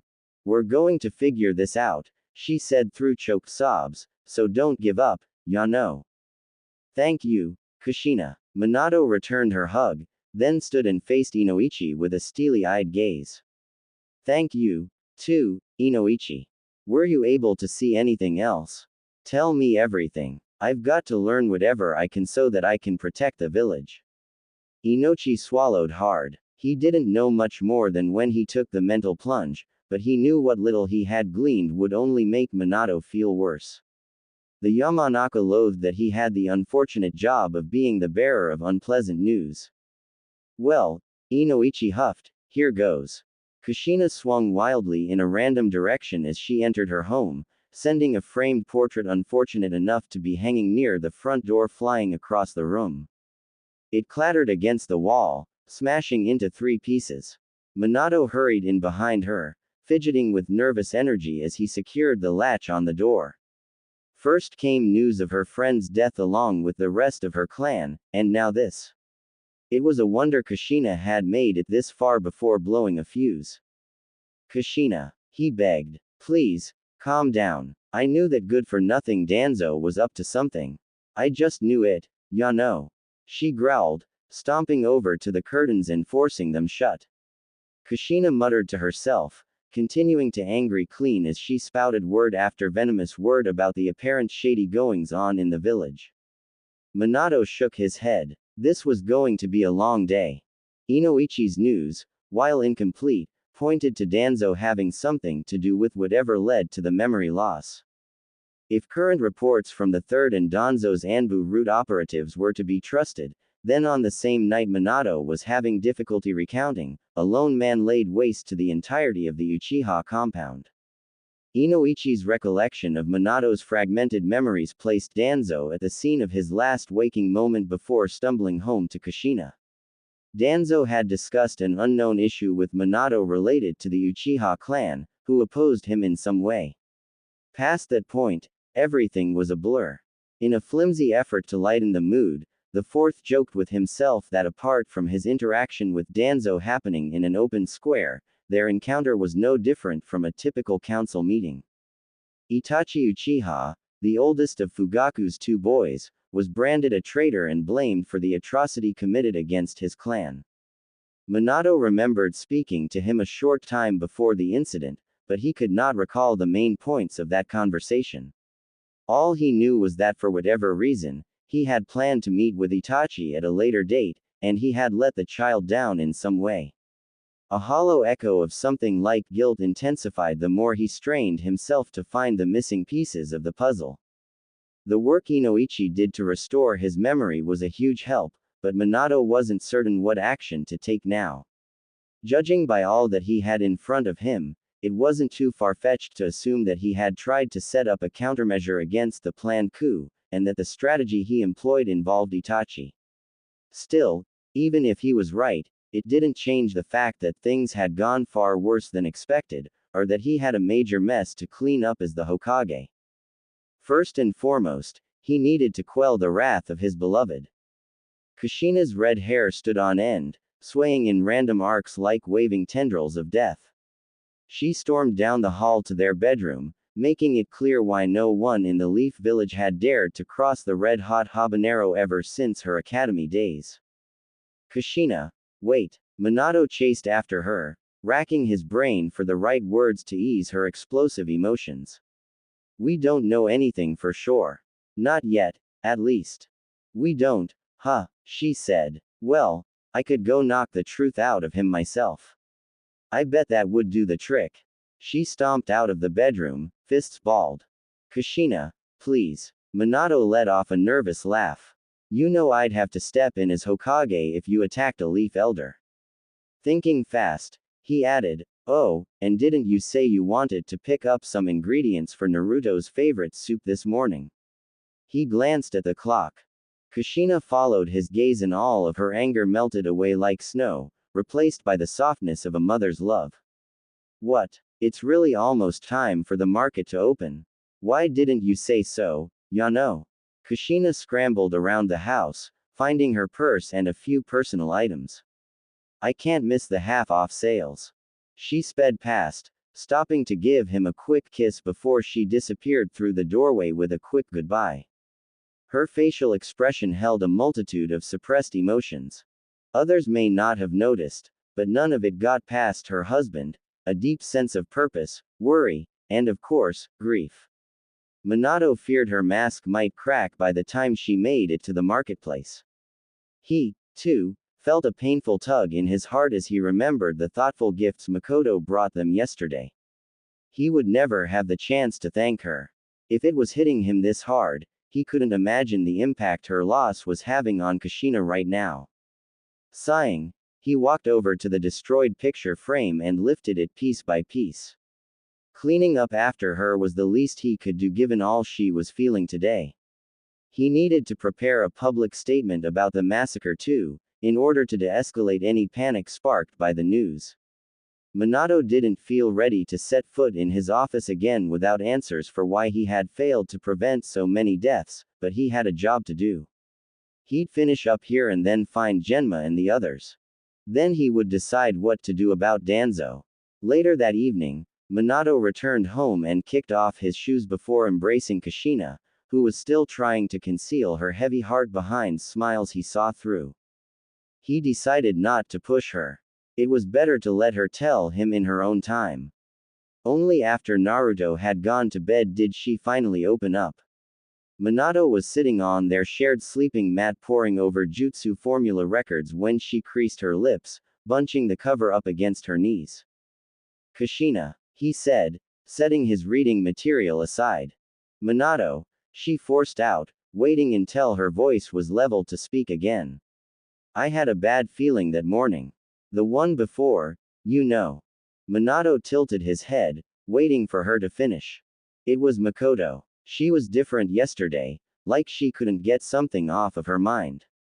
I think she knew. I think she knew she was going to die. Tears pooled in Kushina's eyes. She sniffled a few times, but could not hold them back. The dam broke and she fell against Minato, sobbing into his shoulder. He let her lay there offloading all of her pain onto him, being her rock, and wishing in his heart that he could take the pain away. But it was pointless. Makoto was dead. Fugaku was dead. They were all dead, and no supportive words were going to bring them back. The Uchiha clan had been wiped out, and whether direct or indirect, it was all his fault. Danzo left his Anbu detail standing in front of snake symbol engraved double doors and entered the passage beyond them alone. Poor lighting showed him the way down a narrow path to an inner chamber. He descended a set of stairs, turned a corner, and entered a far more open space lined with shelves stocked with jars of unknown substances. Some of the jars held liquids of a variety of colors. Others contained what looked to be preserved tissue. A pale, inconspicuous figure stood between Danzo and a table at the center of the room. They worked in silence, using tools to tinker with whatever, or whoever, was underneath the bloodied sheet draped across the table.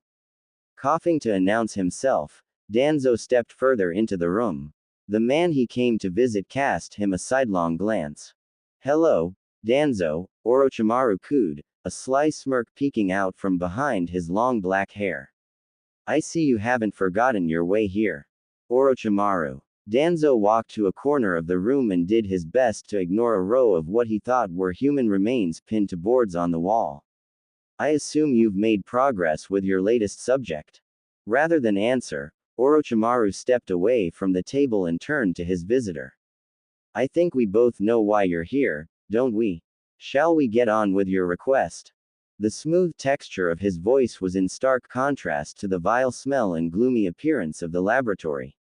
If Danzo didn't know the man any better, he might have fallen for the thin veneer of sincerity. Orochimaru's slit-like pupils that held an animalistic gaze also did him no favors.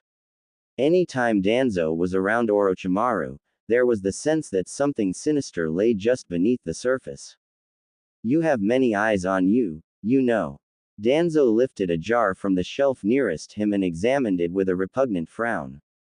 Losing interest, he set it down again, then moved on to another. The fourth will likely find out about this place soon. He may be under the effects of my genjutsu, but we can't count on that keeping him busy forever. Don't think so low of me. I have a contingency plan for that, of course. Will you be able to finish our arrangement? If Minato tracks you down, I have a plan for dealing with the fourth's jutsu. Don't worry. Besides, This should be the last time you'll need to visit me. Orochimaru lifted a pre-filled syringe from the table where he'd been working and examined its tip. This was taking much longer than necessary, but Danzo couldn't rush things. Still, watching the scientist revel in his position of power made him tremble with anger. Orochimaru used to be under his thumb, vying for a shot at being nominated Hokage, for crying out loud. The shift in their dynamic was a bitter pill to swallow. But it didn't matter. Anything was worth it if it meant reaching his goals. Are they here? Danzo asked, working the wrapping around his bound arm loose as he spoke. Who are you referring to? Don't play coy. The children, Orochimaru. Not to mention your other test subjects. No, Orochimaru denied with a chuckle. I'd never keep all of my cards in one hand. You know me better than that. He walked over to one of the shelves and pulled a sealed container from it, taking a peek inside. I've kept them in a separate location. If Danzo were being honest, the idea of recruiting yet another of Orochimaru's successes into the ranks of Root appealed to him more with each passing day. His situation wasn't looking all that favorable, despite Orochimaru's lack of concern. First the denial of Danzo's nomination of Orochimaru for the new Hokage seat, and now one of Root's most reliable agents' possible betrayal. Just how much more would go wrong? A searing pain snapped Danzo out of his thoughts. He grunted and looked down at his partially uncovered arm. The enhanced vision of Shisui's Sharingan looked past the fabric of his sleeve and perceived the surgical wound underneath. The skin there was dimpled around the edges, and raw to the touch. No matter how much it hurt to admit, he simply wasn't up to par right now. He needed more cards to play while he healed. Orochimaru beckoned him, teeth bared in a foreboding smile. Come with me. We'll get that arm of yours taken care of.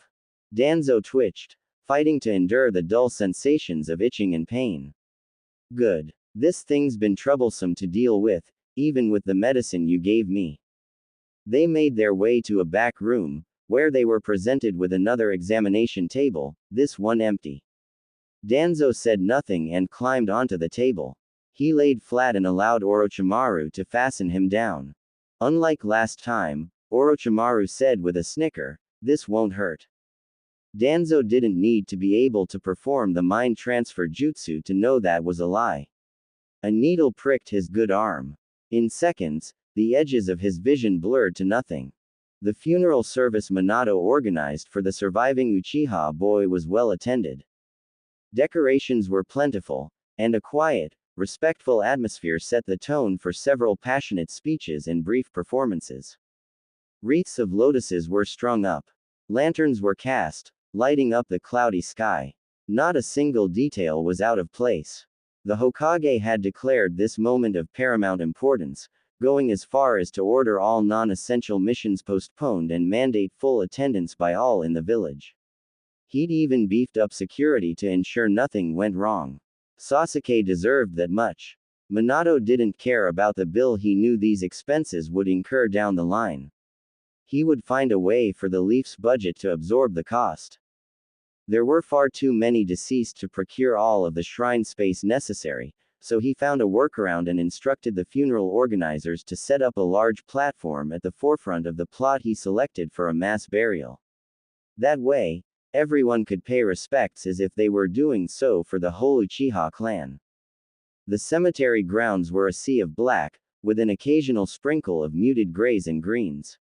Muddy footprints in the soil, still damp from a recent downpour, trailed on as far as Minato could see.